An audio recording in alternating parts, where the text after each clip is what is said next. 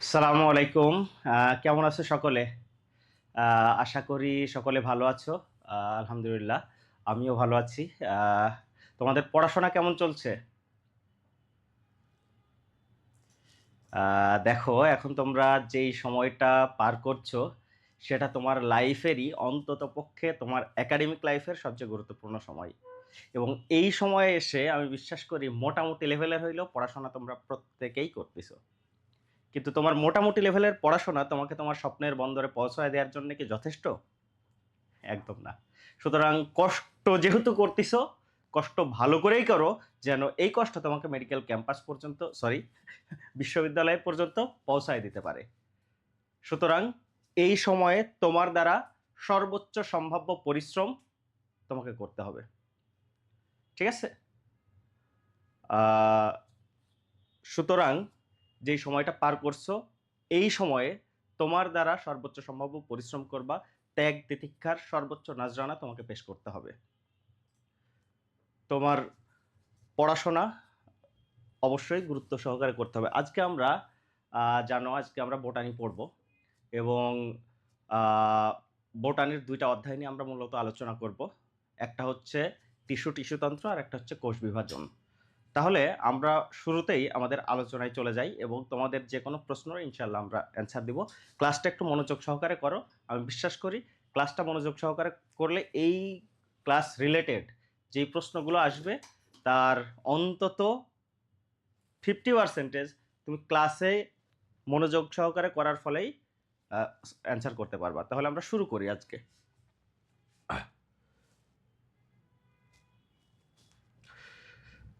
তাহলে আমরা জানি যে একটা দেহ, আইদার ইট ইজ উদ্ভিদ দেহ বা প্রাণী দেহ, যাই হোক না কেন, একটা দেহের ক্ষুদ্রতম গাঠনিক ও কার্যকারী এককটা কি আসলে বলো তো? বলো তো, একটা দেহের ক্ষুদ্রতম গাঠনিক ও কার্যকারী একক কি? কোষ, তাই না? আর আমরা জানি অনেকগুলো কোষ,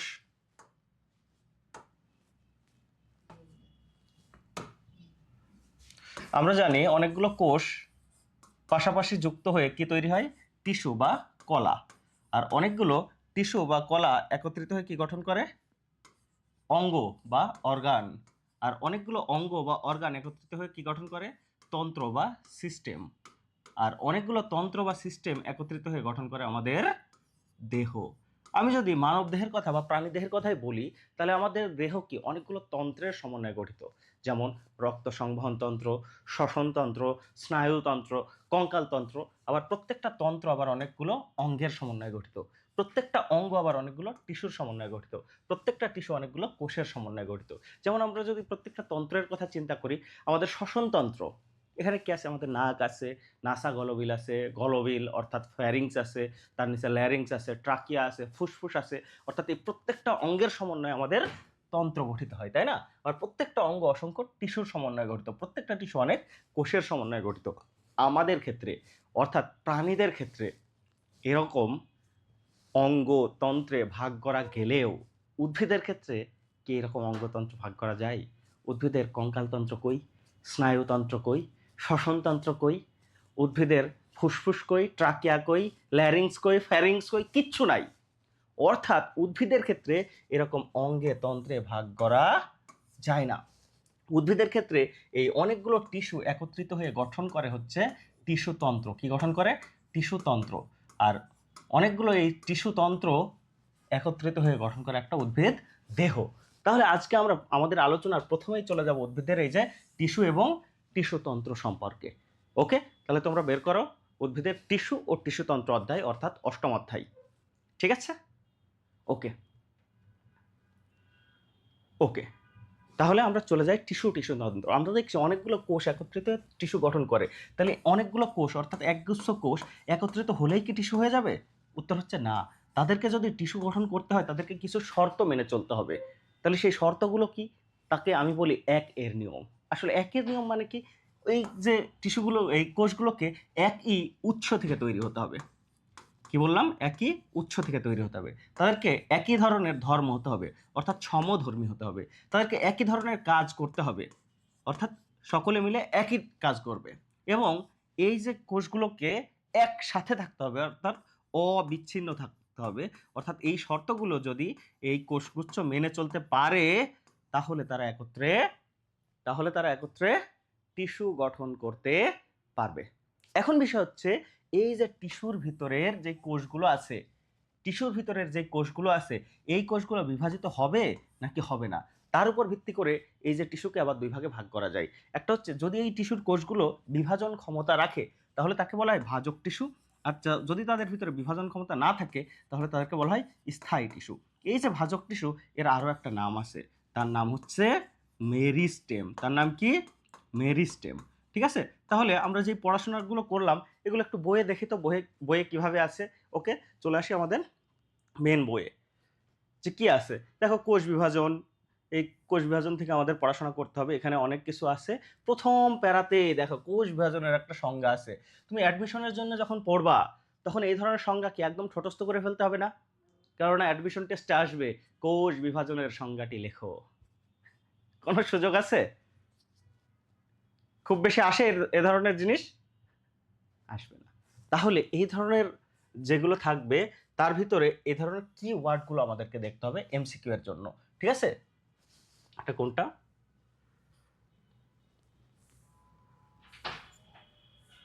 না, এটা না,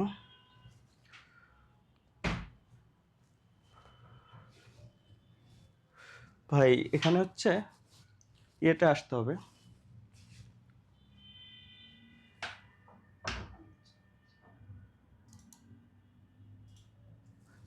B5 যেটা, ওইটা কোষ বিভাজন না তো,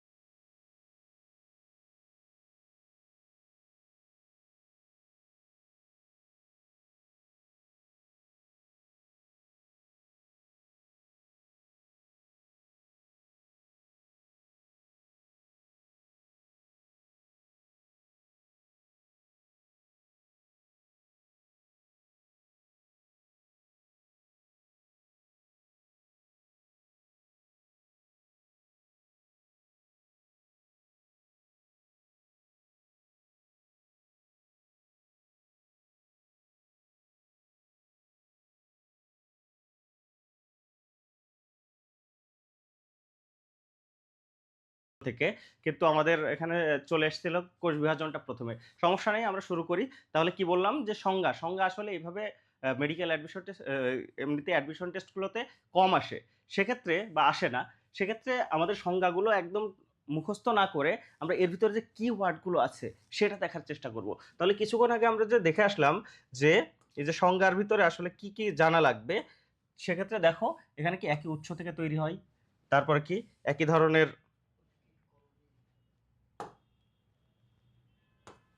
এখানে কি একই উৎস থেকে তৈরি হয়,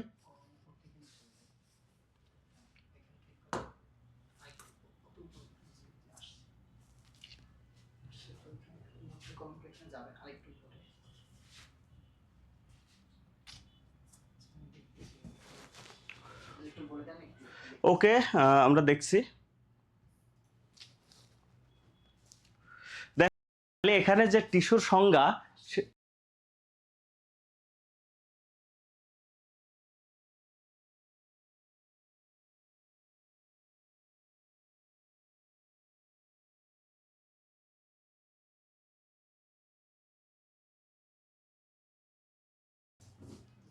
দেখো যে এখানে যে সংজ্ঞাটা জাস্ট একটু রিডিং দেবো, এর ভিতরে কি কিওয়ার্ড গুলো আছে সেগুলো একটু দেখবো। এখন দেখো এই যে টিস্যুর যে প্রকারভেদ, কিছুক্ষণ আগে আমরা এটা পড়ে ফেলেছি যে টিস্যু কয় প্রকার, দুই প্রকার, ভাজক টিস্যু আর স্থায়ী টিস্যু, তাই না?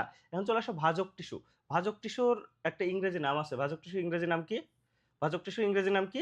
Meristematic tissue. ভাজক টিস্যু ইংলিশ নাম কি? দেখো আমরা যখন পড়াশোনা করছি তখন কিন্তু এই যে ইংলিশ টার্মগুলো আমরা খুব একটা পড়তাম না, কেননা অতীতে ইংরেজি টার্মগুলো দিয়ে খুব বেশি প্রশ্ন আসতো না। ঠিক আছে, কিন্তু গত কয়েক বছর ধরে দেখা যাচ্ছে অ্যাডমিশন টেস্টগুলোতে ইংলিশ টার্ম ব্যবহার করা হচ্ছে, সেক্ষেত্রে আসে তো মোটামুটি সর্বোচ্চ একটা দুইটা, কিন্তু এক দুইটার জন্য সব ইংলিশ টার্ম যদি তুমি মুখস্থ করতে যাও তাহলে দেখা যাচ্ছে মেন জিনিসই মনে থাকবে না। সেই জন্য আমরা যেগুলো পড়াই সেই পড়ানোর ভিতরে যে ইংলিশ টার্মগুলো থাকে একটু দেখে রাখবা, যাতে পরীক্ষা আসলে একদম অপরিচিত না মনে হয়। ঠিক আছে, তাহলে কি ভাজক টিস্যুর আর একটা নাম কি, সেটা হচ্ছে ভাজক টিস্যুর আর একটা নাম মেরিস্টেম। ভাজক টিস্যুর আর একটা নাম কি, মেরিস্টেম। ঠিক আছে, ওকে।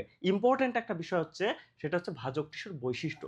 এই যে ভাজক টিস্যুর বৈশিষ্ট্য, এটা কিন্তু আমাদের খুব গুরুত্বের সাথে পড়তে হবে। সেক্ষেত্রে আমরা চলে আসি যে ভাজক টিস্যুর বৈশিষ্ট্যটা আমরা কিভাবে পড়বো। একটু মনোযোগ দাও, তোমাদের এখানেই মুখস্থ হয়ে যাবে, ক্লাসেই মুখস্থ হয়ে যাবে। একটু মনোযোগ দাও। একটা টিস্যু যদি বিভাজিত হতে চায়, একটা যদি টিস্যু যদি বিভাজিত হতে চায়, তাকে অ্যাট ফার্স্ট যে বৈশিষ্ট্য থাকা লাগবে, তাকে কি হতে হবে, জীবিত হতে হবে। মরা মানুষ কি বাচ্চা দিতে পারে?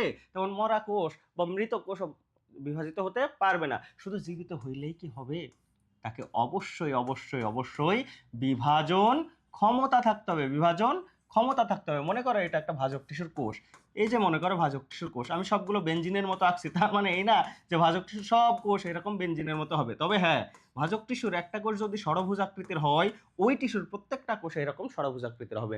ভাজক টিস্যুর একটা কোষ যদি এরকম লম্বা লম্বা হয়, তাহলে ওই টিস্যুর প্রত্যেকটা কোষ এরকম লম্বা কলামনার হবে। যদি এরকম চ্যাপ্টা হয়, তাহলে ওই টিস্যুর প্রত্যেকটা কোষ এরকম চ্যাপ্টা হবে। অর্থাৎ ভাজক টিস্যুর কোষগুলোর আকৃতি অর্থাৎ শেপ একই রকম হবে।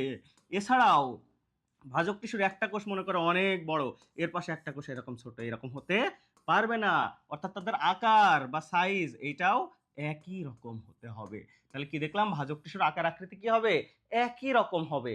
ঠিক আছে, এখন দেখো, এখন দেখো যে এই যে ভাজক টিস্যু এগুলো কি একটু হচ্ছে ইম্যাচিওর থাকে, একটু অপরিণত থাকে।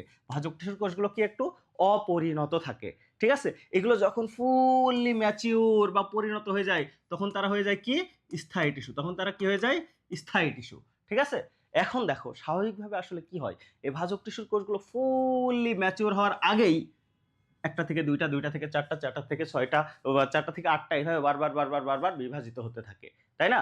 তার মানে বলো তো, ভাজক টিস্যুর কোষগুলো যেহেতু অপরিণত বা ইম্যাচিওর, এদের কোষের সাইজ বড় হবে না ছোট হবে? এদের কোষের সাইজ বড় হবে না ছোট হবে? লেখো লেখো লেখো, ভাজক টিস্যুর কোষের সাইজ কি হবে? যেহেতু এরা অপরিণত বা ইম্যাচিওর, এদের কোষের সাইজ অবশ্যই ছোট হবে, তাই না?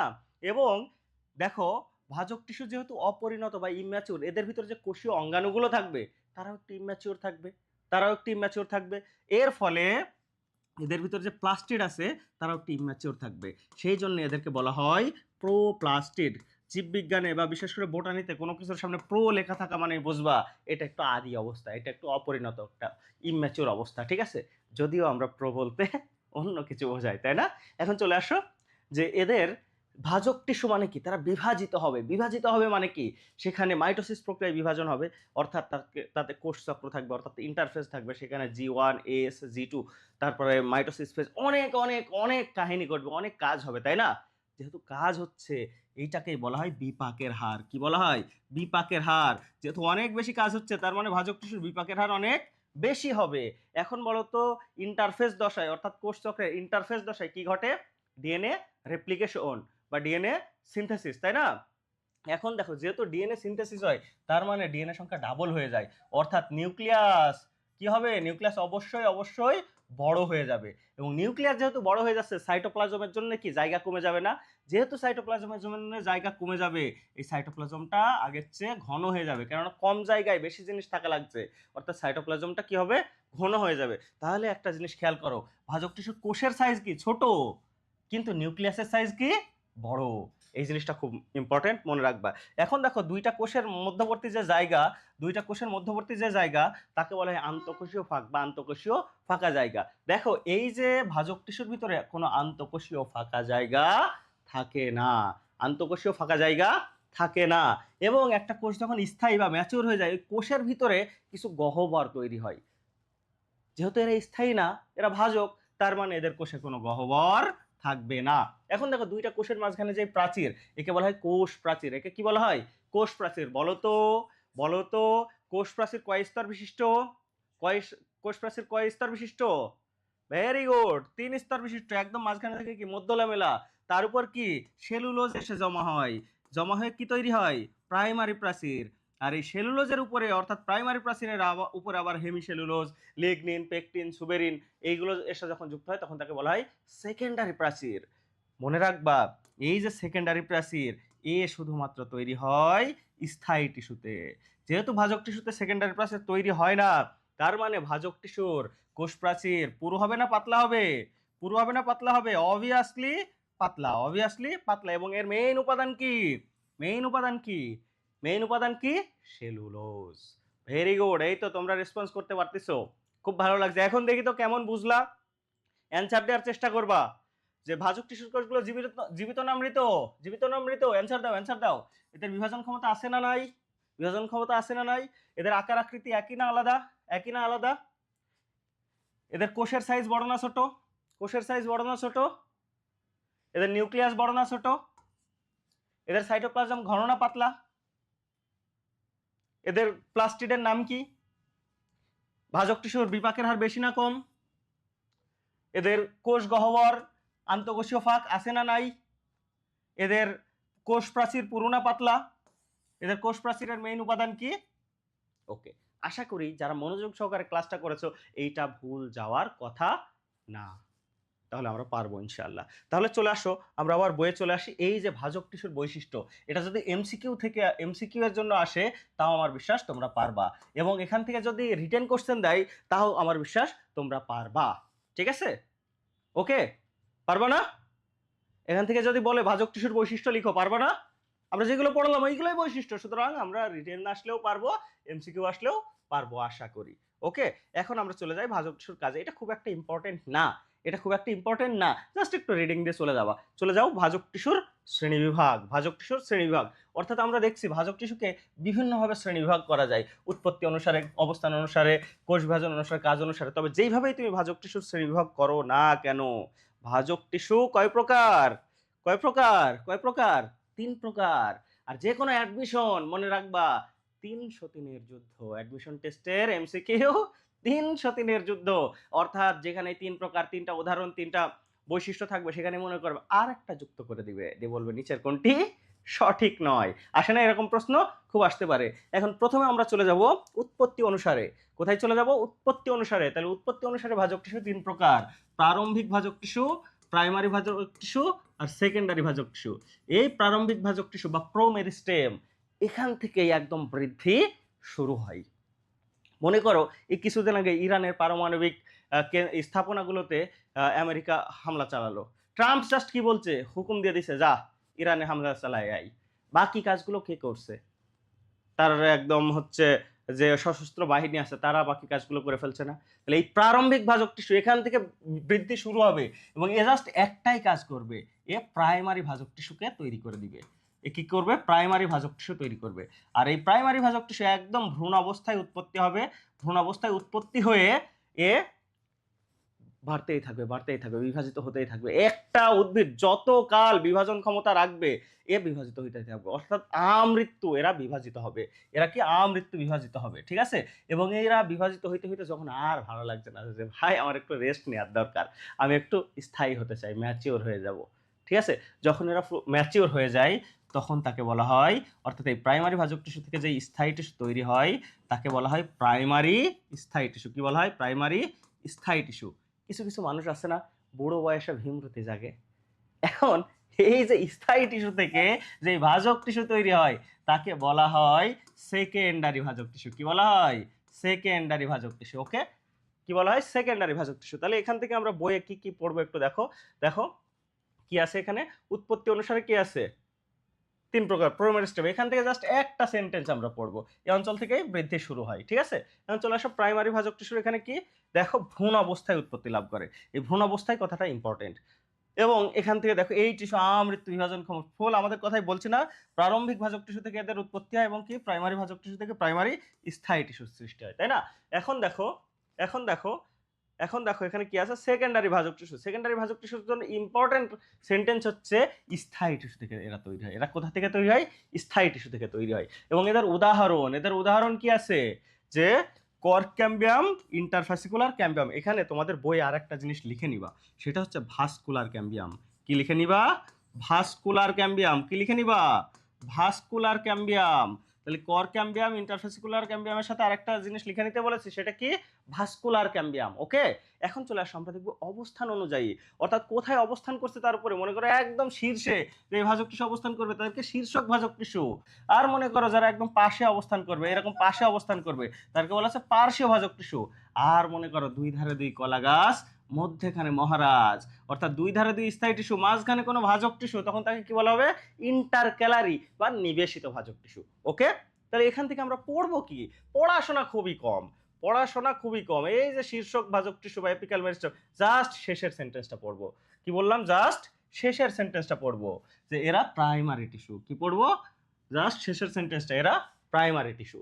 ওকে, এই শেষের সেন্টেন্সটা। ওকে, এখন চলে আসো যে ইন্টারক্যালারি বা নিবেশিত ভাজক টিস্যু, এখানে কি বলবো, এই লাইনটা, এরা প্রাইমারি টিস্যু। আর একদম শেষের সেন্টেন্সটা একটু দেখবা, এদের উদাহরণ কিছু দেয়া আছে, এটা দেখবো। এখন চলে আসো পার্শ্বীয় ভাজক টিস্যু বা ল্যাটারাল মেরিস্টেম। এখানে কি পড়বো, ল্যাটারাল মেরিস্টেমে দেখো এরা সেকেন্ডারি ভাজক টিস্যু। তার মানে কিছুক্ষণ আগেই সেকেন্ডারি ভাজক টিস্যুর কিছু উদাহরণ আমরা দেখে আসলাম না, কি কি, কর ক্যাম্বিয়াম, ইন্টারফেসিকুলার ক্যাম্বিয়াম, আর একটা যুক্ত হয়েছিল, কি বলতো, কি যুক্ত করেছিলাম, কি যুক্ত করেছিলাম, লেখো লেখো লেখো লেখো লেখো, লিখে দাও। এর সাথে একটা উদাহরণ আমরা লিখে দিয়েছি সেকেন্ডারি ভাজক টিস্যুর। ভেরি গুড, এই যে আফরিন আক্তার প্রথমেই অ্যান্সার করে দিয়েছে, ভাস্কুলার ক্যাম্বিয়াম। এরপরে আমরা চলে যাব কাজ অনুসারে ভাজক টিস্যু কয় প্রকার। তাহলে কোথায় যাব, কাজ অনুসারে ভাজক টিস্যু কয় প্রকার, কি কি, মাস, প্লেট আর রিব। মনে করো একটা, আমরা মাস কথাটা আসলে কখন ব্যবহার করি, মাস কথাটা কখন ব্যবহার করি, আমরা যখন বলি মাস পিপল, মাস মিডিয়া, অর্থাৎ গণমানুষ বা আম জনতা, গণমাধ্যম, অর্থাৎ যখন সকলের জন্য প্রযোজ্য এই ধরনের কথা বলি, তখন আমরা মাস কথাটা ব্যবহার করি। অর্থাৎ মাস ভাজক টিস্যু কি সকল তলে বৃদ্ধি পাবে, এর কোনো লিমিটেশন নেই, যেদিকে ইচ্ছা সেদিকে বৃদ্ধি পাবে। আর প্লেট ভাজক টিস্যু, প্লেট দেখতে কেমন, এর উপরে একটা তল নিচে একটা তল, অর্থাৎ প্লেট ভাজক টিস্যু হচ্ছে দুইটা তলে বিভাজিত হবে। আর রিব, রিব মানে কি বলতো, বুকের পাঁজরের হাড়। বুকের পাঁজরের হাড় কেমন হয়, জাস্ট একটা রশ্মির মতো লম্বা হয়, তাই না। তার মানে রিব ভাজক টিস্যু হচ্ছে একদিকে বা একটা তলে বৃদ্ধি পাবে। এখন লাগবে কি জানো, এদের উদাহরণ লাগবে। দেখো তো রিব ভাজক টিস্যুর উদাহরণ কি হবে, বর্ধিষ্ণু মূল, মূলের যে অঞ্চলটা বৃদ্ধি পাচ্ছে সে কি জাস্ট একদিকে বৃদ্ধি পাচ্ছে না, সেজন্য বর্ধিষ্ণু মূল, এ হচ্ছে রিব ভাজক টিস্যুর উদাহরণ। এবং দেখো মজ্জা রশ্মি, এর নামে বোঝা যাচ্ছে কি রশ্মির মতো, তাহলে মজ্জা রশ্মি, এ কিসের উদাহরণ হবে, রিব ভাজক টিস্যুর উদাহরণ। ওকে, এখন চলে আসো প্লেট, প্লেটের মতো এইরকম চ্যাপ্টা, দুইটা তল আছে, এই গাছে কি আছে বলতো, পাতা। তার মানে প্লেট ভাজক টিস্যুর উদাহরণ কি, পাতা। আরো একটা জিনিস আছে বলতো, উদ্ভিদের যে ছাল বা বাকল বা চামড়া বা বহিতক, এইটা উদ্ভিদ থেকে ছড়াই নিয়ে আসবা, তো এটাও দেখতে এরকম পাতার মতো না, অর্থাৎ বর্ধিষ্ণু বহিতক। এটা হচ্ছে প্লেট ভাজক টিস্যুর উদাহরণ। তাহলে প্লেট ভাজক টিস্যুর উদাহরণ আর রিব ভাজক টিস্যুর উদাহরণ, এটা কি আর ভুল যাবে, এটাকে ভুল যাবে, পারবা তোমরা, শিওর পারবা। ওকে, তাহলে মাছ ভাজক টিস্যুর উদাহরণ কি আর পড়ার দরকার আছে, দরকার আছে, এই দুইটা পারলে ওইটা লাগবে। তারপরেও তোমরা একটা ছন্দ লিখে নিতে পারো যে এনার ভ্রূণে রেণু কম, এনার ভ্রূণে রেণু কম, এটা দিয়ে এই মাছটা মনে রাখতে পারে। এনা থেকে এন্ডোস্পার্ম বা শস্য, ভ্রূণ থেকে হচ্ছে বর্ধনশীল ভ্রূণ, রেণু থেকে রেণুথলি, ক থেকে কর্টেক্স, ম থেকে মজ্জা, ম থেকে কি মজ্জা। তাহলে একটা জিনিস খেয়াল করো, এই মজ্জা এ হচ্ছে মাছ ভাজক টিস্যুর উদাহরণ, কিন্তু মজ্জা রশ্মি এটা কি, রিব ভাজক টিস্যুর উদাহরণ। ঠিক আছে তো, তাহলে সকলে লিখো তো, লিখো তো, মজ্জা রশ্মি কোন ভাজক টিস্যুর উদাহরণ, অ্যানসার করো, অ্যানসার করো, মজ্জা রশ্মি কোন ভাজক টিস্যুর উদাহরণ, অ্যানসার করো। তাহলে এখানে আমরা বই থেকে আসলে কি কি পড়বো খেয়াল করো। প্লেট ভাজক টিস্যুর উদাহরণ একদম প্রথমে কি আছে, দুইটি তলে, একদম শেষে দেখো এদের উদাহরণ দেয়া আছে। তারপর দেখো মাছ ভাজক টিস্যু কি আছে, একদম প্রথমে কি, সব তলে। তারপরে এদের উদাহরণগুলো দেওয়া আছে, জাস্ট কয়টি তলে এবং উদাহরণ। রিব কি, একটি তলে। একদম শেষে কি এদের উদাহরণ দেওয়া আছে, ঠিক আছে, যেগুলো আমরা অলরেডি পড়ে ফেলেছি। এখন কাজ অনুসারে, অর্থাৎ কিভাবে কাজ করে সে অনুসারে দেখো, প্রোটোডার্ম কি আছে, প্রোটোডার্ম, ডার্ম কথাটা যেখানেই থাকবে সেটা মনে করবা ত্বক সংশ্লিষ্ট। তুমি যদি মেডিকেলে পড়ো, তখন দেখবা যে তোমার মেডিকেলে একটা বই আছে তার নাম ডার্মাটোলজি, তার মানে সেখানে কি নিয়ে আলোচনা করা থাকবে বলো তো, ত্বক নিয়ে আলোচনা করা থাকবে। তার মানে ডার্ম কথাটা যেখানেই থাকবে সেটা কি, ত্বক সংশ্লিষ্ট। তার মানে এই প্রোটোডার্ম এরা কি তৈরি করবে, ত্বক সৃষ্টি করবে, ঠিক আছে। আর কিছু লাগবে না। প্রোক্যাম্বিয়াম, তার আগে আমরা জেনে আসি ভাস্কুলার টিস্যু বা পরিবহন টিস্যু জিনিসটা কি, যারা এক জায়গা থেকে অন্য জায়গায় পরিবহনের কাজ করে। আমাদের দেহের ক্ষেত্রে পরিবহন টিস্যু কারা? লেখো তো, আমাদের দেহে পরিবহন টিস্যু কারা? দেখো, আমাদের দেহের জন্য পরিবহন টিস্যু হচ্ছে রক্ত, লসিকা, আর এদেরকে হেল্প করে কি শিরা, উপশিরা, ধমনী, কৈশিক জালিকা, একদম সেন্টার মোস্ট পয়েন্টে হৃৎপিণ্ড। উদ্ভিদের ক্ষেত্রে কে করে? ওদের কি শিরা, উপশিরা, কৈশিক জালিকা, ধমনী, হৃৎপিণ্ড কিচ্ছু আছে না? কিচ্ছু নেই। তার মানে উদ্ভিদের ক্ষেত্রে এই পরিবহনের কাজটা করে জাইলেম আর ফ্লেম নামক কিছু স্পেশাল কোষ। কে করে? জাইলেম আর ফ্লেম নামে কিছু স্পেশাল কোষ এই পরিবহনের কাজটা করে। আর এই জাইলেম আর ফ্লেম তৈরি হয় ক্যাম্বিয়াম নামক ভাজক টিস্যু থেকে। কি থেকে তৈরি হয়? ক্যাম্বিয়াম থেকে তৈরি হয়। আর এই ক্যাম্বিয়াম যখন ইম্যাচিওর বা অপরিণত অবস্থায় থাকে তখন তাকে বলা হয় প্রোক্যাম্বিয়াম। তখন তাকে কি বলা হয়? প্রোক্যাম্বিয়াম। তাহলে আলটিমেটলি দেখো দেখো এই প্রোক্যাম্বিয়াম ভাজক টিস্যু থেকে কি কি তৈরি হচ্ছে? ইনিশিয়ালি ক্যাম্বিয়াম তৈরি হচ্ছে, দেন জাইলেম এবং ফ্লেম তৈরি হচ্ছে। তাহলে এখানে আমরা দেখবো যে প্রোক্যাম্বিয়াম থেকে কি তৈরি হচ্ছে? ক্যাম্বিয়াম, জাইলেম ও ফ্লেম সৃষ্টিকারী। ওকে, তাহলে একটা জিনিস খেয়াল করো, ত্বক আর এই পরিবহন টিস্যু বাদে উদ্ভিদের যা আছে সবকিছু তৈরি করবে কে? Crown meristem. তাহলে আমাদের ভাজক টিস্যুর প্রকারভেদ শেষ। এখন দেখো এখান থেকে রিটেনের জন্য কি আসতে পারে। দেখো, টিস্যুর প্রকারভেদ আসতে পারে, শুধু দিতে পারে উৎপত্তি অনুসারে টিস্যুর প্রকারভেদ লিখো, শুধু এই তিনটা দিয়ে দিবা। অবস্থান অনুসারে এই তিনটা দিয়ে দিবা। কোষ বিভাজন, মাস প্লেটরিব, কাজ অনুসারে এই তিনটা দিয়ে যে কোনো একটা আসতে পারে। ঠিক আছে, আবার অ্যাজ এ হোল দিয়ে দিতে পারে যে ভাজক টিস্যুর প্রকারভেদ লিখো। তাহলে আশা করি তোমরা পারবা। অলরেডি পড়া হয়ে গেছে না এগুলো আমাদের? ওকে, তাহলে এখান থেকে কিন্তু রিটেনও আসতে পারে। এখন দেখো পরে আরেকটা ফ্লো চার্ট আছে না, এখান থেকে সব পড়ার কোনো দরকার নেই। এখান থেকে জাস্ট প্রথম সেন্টেন্সটা একটু দেখবা যে শীর্ষক ভাজক টিস্যু বা এপিক্যাল মেরিস্টেম সব টিস্যুর উৎস। এখন আমরা চলে যাব স্থায়ী টিস্যু। কোথায় চলে যাব? স্থায়ী টিস্যু। এবং দেখো স্থায়ী টিস্যুর একটা প্রকারভেদ দেয়া আছে, তাই না? স্থায়ী টিস্যুর এক বৈশিষ্ট্য দেয়া আছে, তাই তো? এখন স্থায়ী টিস্যুর বৈশিষ্ট্য আমরা পড়বো। তার আগে আমরা ভাজক টিস্যুর বৈশিষ্ট্য পড়ে ফেলেছি না? মনে করো আমরা তো বাঙালি জাতি, চোর পিটাইতে কেন যেন খুব পৈশাচিক আনন্দ পাওয়া যায়। মনে করো তোমাদের ক্লাসরুমের বাইরে হচ্ছে একটা চোর এসছে, তারে ধরে নিয়ে আসছো, নিয়ে ক্লাসের সবাই একদম গণধোলাই দিছো, দিয়ে তারে টাঙায় রাখছো, তারে ঝুলাই রাখছো পা উপরে দিয়ে। মাথা যে নিচে আছে এটা কি বলার প্রয়োজন আছে? কারণ পা উপরে দিয়ে যদি তুমি ঝুলাও মাথা অটোমেটিক নিচে। তাহলে ভাজক টিস্যুর বৈশিষ্ট্য যদি আমরা পড়ে ফেলি, স্থায়ী টিস্যুর বৈশিষ্ট্য পড়ার কি দরকার আছে? স্থায়ী টিস্যুর বৈশিষ্ট্য পড়ার কোনো দরকার আছে? ঠিক ভাজক টিস্যুর উল্টো। ঠিক ভাজক টিস্যুর উল্টো। স্থায়ী টিস্যুর বৈশিষ্ট্য কি? ঠিক ভাজক টিস্যুর উল্টো। তাহলে ভাজক টিস্যুর যা যা বৈশিষ্ট্য পড়েছি স্থায়ী টিস্যুর বৈশিষ্ট্য ঠিক উল্টা। ঠিক আছে, পড়বো না, বাদ। এখন স্থায়ী টিস্যুর কাজ এগুলো জাস্ট রিডিং, একদম মনে থাকলেও ভালো, মনে না থাকলেও ভালো, কোনো প্যারা নেওয়ার দরকার নেই। আর শেষে দেখো স্থায়ী টিস্যুর প্রকারভেদের একটা ফ্লো চার্ট আছে, এটাও একটু দেখবা। ঠিক আছে, এটা একটু দেখবা। ভাজক টিস্যুর মতো অতটা গুরুত্বপূর্ণ না, কম গুরুত্বপূর্ণ, জাস্ট এটা একটু দেখে রাখবা। এখন দেখো, তাহলে তোমাদের রিটেন এবং এমসিকিউ দুইটার জন্য আসতে পারে ভাজক ও স্থায়ী টিস্যুর মধ্যে পার্থক্য লিখো। তাহলে তুমি ভাজক টিস্যুর বৈশিষ্ট্য আমরা খুব ভালো করে পড়েছি, তাই না? ভাজক টিস্যুর বৈশিষ্ট্য খুব ভালো করে পড়েছি না? তাহলে স্থায়ী টিস্যুর বৈশিষ্ট্য ঠিক উল্টা। তাহলে এদের পার্থক্য করতে পারবা না? এই রেসপন্স করো, ভাজক ও স্থায়ী টিস্যুর পার্থক্য করতে পারবা কি না? পার্থক্য পারবা কি না? রিটেন যদি আসে তাও পারবা না? জি ভাইয়া, এই যে বিভা বলছে পারবো, তারপর অনেকেই বলছে পারবো। তাহলে আমি বিশ্বাস করি তোমরা পারবা।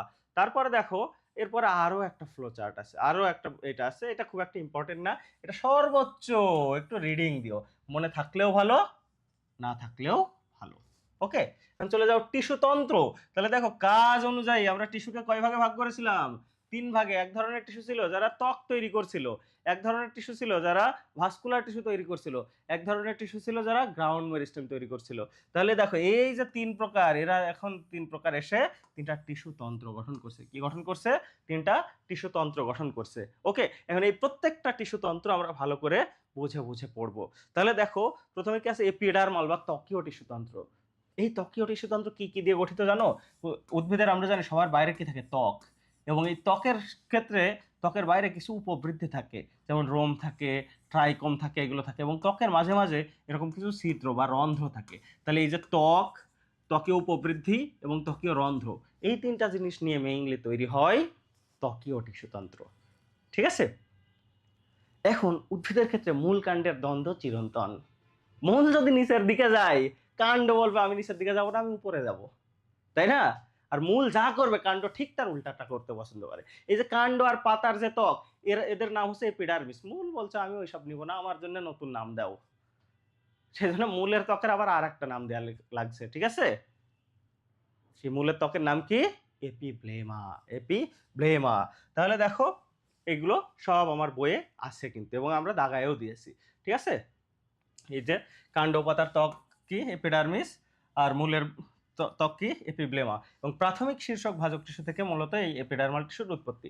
এখন এপিডার্মিস বা ত্বক সম্পর্কে আরো কিছু দেখো, যে স্বাভাবিকভাবে এই ত্বকগুলো এক সারি কোষে গঠিত হয়। কিছু কিছু কোষ আছে বা কিছু কিছু উদ্ভিদ আছে যাদের ত্বক একাধিক সারি থাকতে পারে, যেমন বট, অশতু, পাকুড়, কিন্তু এগুলো ইম্পর্টেন্ট না।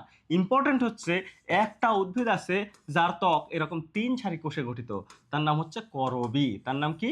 করবী। এটা আমি যখন পড়তাম তখন বের হয়ে যেত কবরী। আমরা যখন ছোট ছিলাম একটা নায়িকা ছিল, তার নাম কবরী। তাহলে এই করবী গাছটা আমার শুধু বের হয়ে যেত কবরী। তাহলে তোমরা ভুল করবে না তো? ভুল করবে না তো? ওকে। তাহলে আমরা আবার চলে আসি। একজন বলছে ভাই পার্থক্য কি লিখিততে আসে? আসতে পারে, মূল আর কাণ্ডের পার্থক্য আসতে পারে, তবে আমরা একসাথে আলাদা আলাদা পড়ি। এখন তো তোমার পার্থক্য আকার দেয়া নেই, একদম শেষে দেখবা তুমি মূল আর কাণ্ডের পার্থক্য করতে পারতেছো, তখন বুঝবা যে আসলেই রিটেনে আসতে পারে, এবং আমি সব দেখাই দেবো। ঠিক আছে? ক্লাসে কানেক্টেড থাকো। এখন চলে আসো এপিডার্মিস বা ত্বক।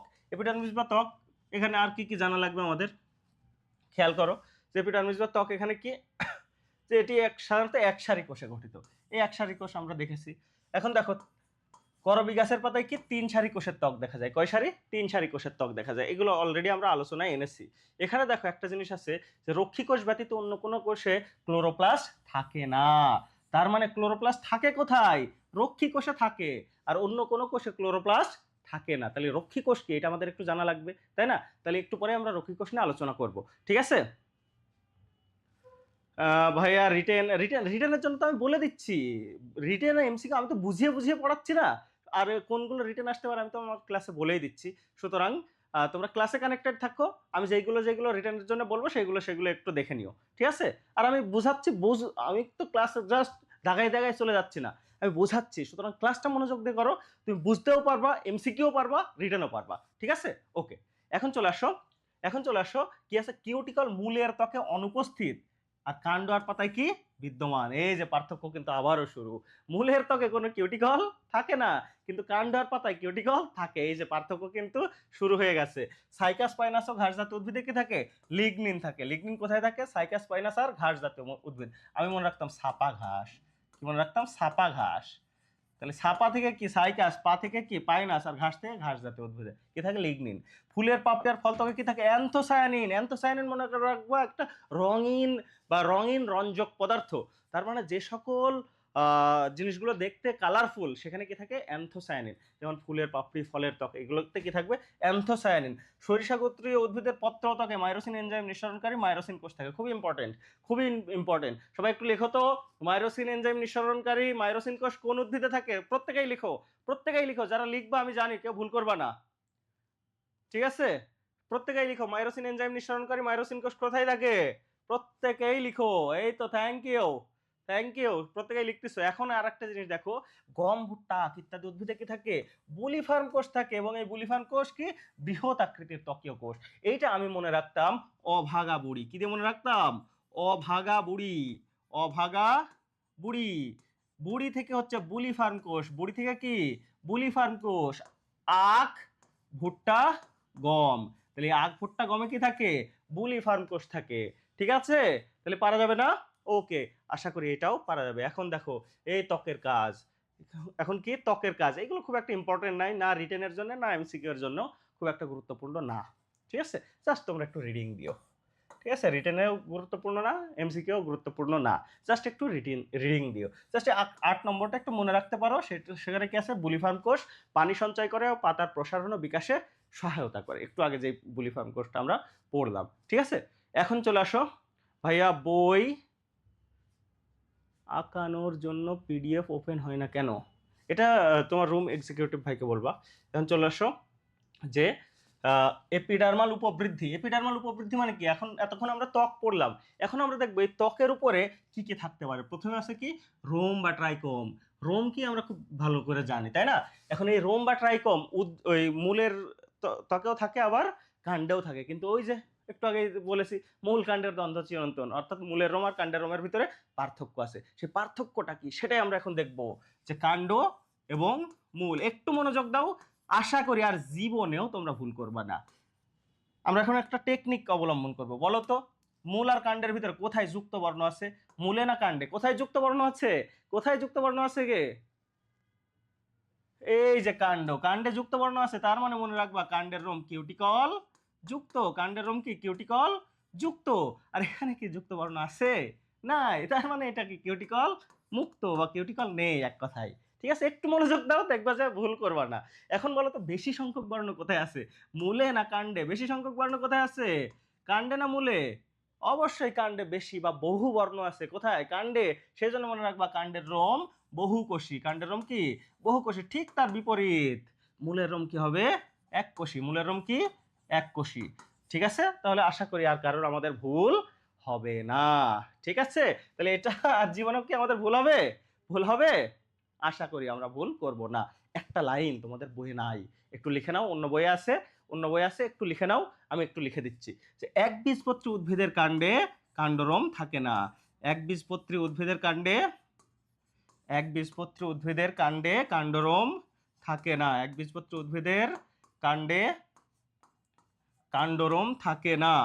একবীজপত্রী উদ্ভিদের কাণ্ডে কাণ্ডরোম থাকে না। এটা একটু তোমরা লিখে নাও। একবীজপত্রী উদ্ভিদের কাণ্ডে কাণ্ডরোম থাকে না। একবীজপত্রী উদ্ভিদের কাণ্ডে কাণ্ডরোম থাকে না। আশা করি প্রত্যেকেই লিখে নিতে পেরেছো। এখন আমরা বই একটু গুছিয়ে ফেলবো। তাহলে দেখো, এই যে আমরা যেটা বললাম সেটা তোমার বইয়ে আছে। মূল রোমে এককোষী উপাঙ্গ, কিউটিকল বিবর্জিত, আর কাণ্ডরোম বহুকোষী, কিউটিকল যুক্ত হয়ে থাকে। তাহলে যেটা বললাম আছে না? আর একটা লাইন একটু মনে রাখতে বলেছি, একটু লেখো তো। কোন, কোথায়, কোন বীজপত্রী উদ্ভিদের কাণ্ডে কাণ্ডরোম থাকে না? একবীজপত্রী না দ্বিবীজপত্রী? একটু লিখে দাও, একটু লিখে দাও।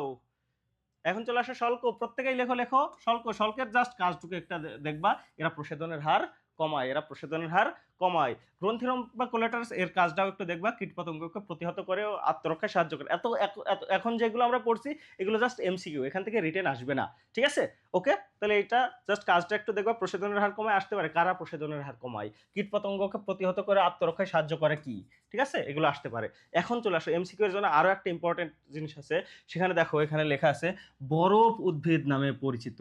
তাহলে বরফ উদ্ভিদ নামে পরিচিত কি? দেখো তো, মেসেম ব্রায়েম থিয়াম ক্রিস্টালিয়াম। বাপরে বাপ, কি কঠিন নাম, দাঁত টাত ভেঙে গেল কি? একটু দেখো, এইটা ফুল মুখস্থ করার দরকার আছে? আসবে এটা এমসিকিউ, রিটেন আসবে না। তাহলে এমসিকিউ তে যদি আসে, এটা ফুল মুখস্থ করার দরকার আছে? মনে রাখবা এম ক্রিস্টালিয়াম। এটা যদি তাও মনে না থাকে, মনে রাখবা এম সি। কাহিনী শেষ, অত জানার দরকার নেই। চলে আসো ধ্বংসক্রম। ধ্বংসক্রম উদাহরণ কি? বিছুটি, আলকুশি, অগ্নিচুত্রা। বিছুটি, আলকুশি আর কি? অগ্নিচুত্রা। যাদের গ্রামে বাড়ি তারা জানে। বিছুটি গাছ দেখছো কে কে? একটু হচ্ছে, একটু হচ্ছে রেসপন্স করো তো, কে কে বিছুটি গাছ দেখছো? বিছুটি গাছ কেমন জানো? এর পাতা বা হচ্ছে কাণ্ড যদি গায়ে লাগে খুবই চুলকায়, কেননা তাতে কি আছে? ধ্বংসক্রম আছে। এই যে অনেকেই দেখছে, অনেকেই দেখছে। এই যে রাফিয়া দেখছে, ওরে বাবা, প্রায় সবাই দেখছে। তাহলে কি এখানে কি এদের কি ধ্বংসক্রম থাকে? ঠিক আছে, এখন আমরা চলে আসবো এপিডার্মাল রন্ধ্র।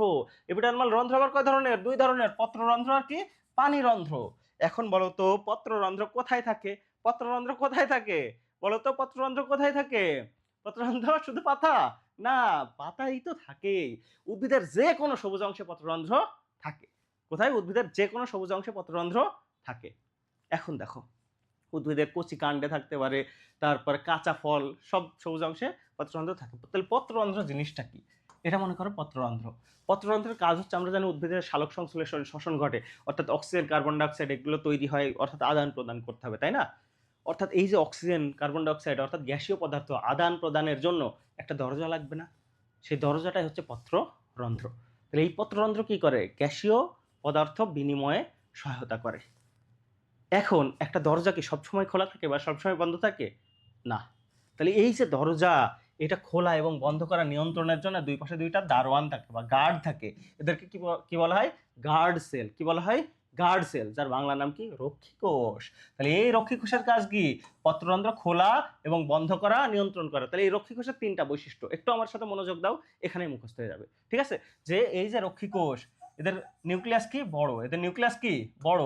এদের নিউক্লিয়াস কি? বড়। তাহলে নিউক্লিয়াস যদি বড় হয়ে যায়, সাইটোপ্লাজম কি হবে? অবভিয়াসলি ঘন হবে।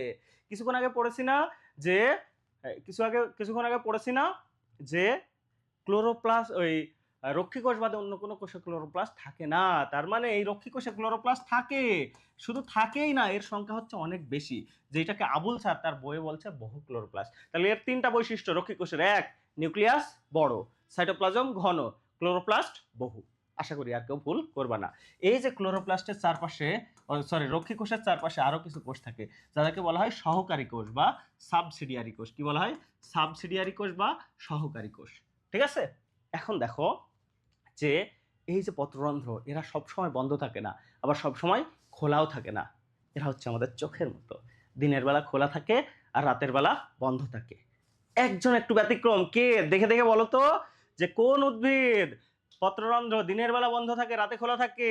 বলো তো কার?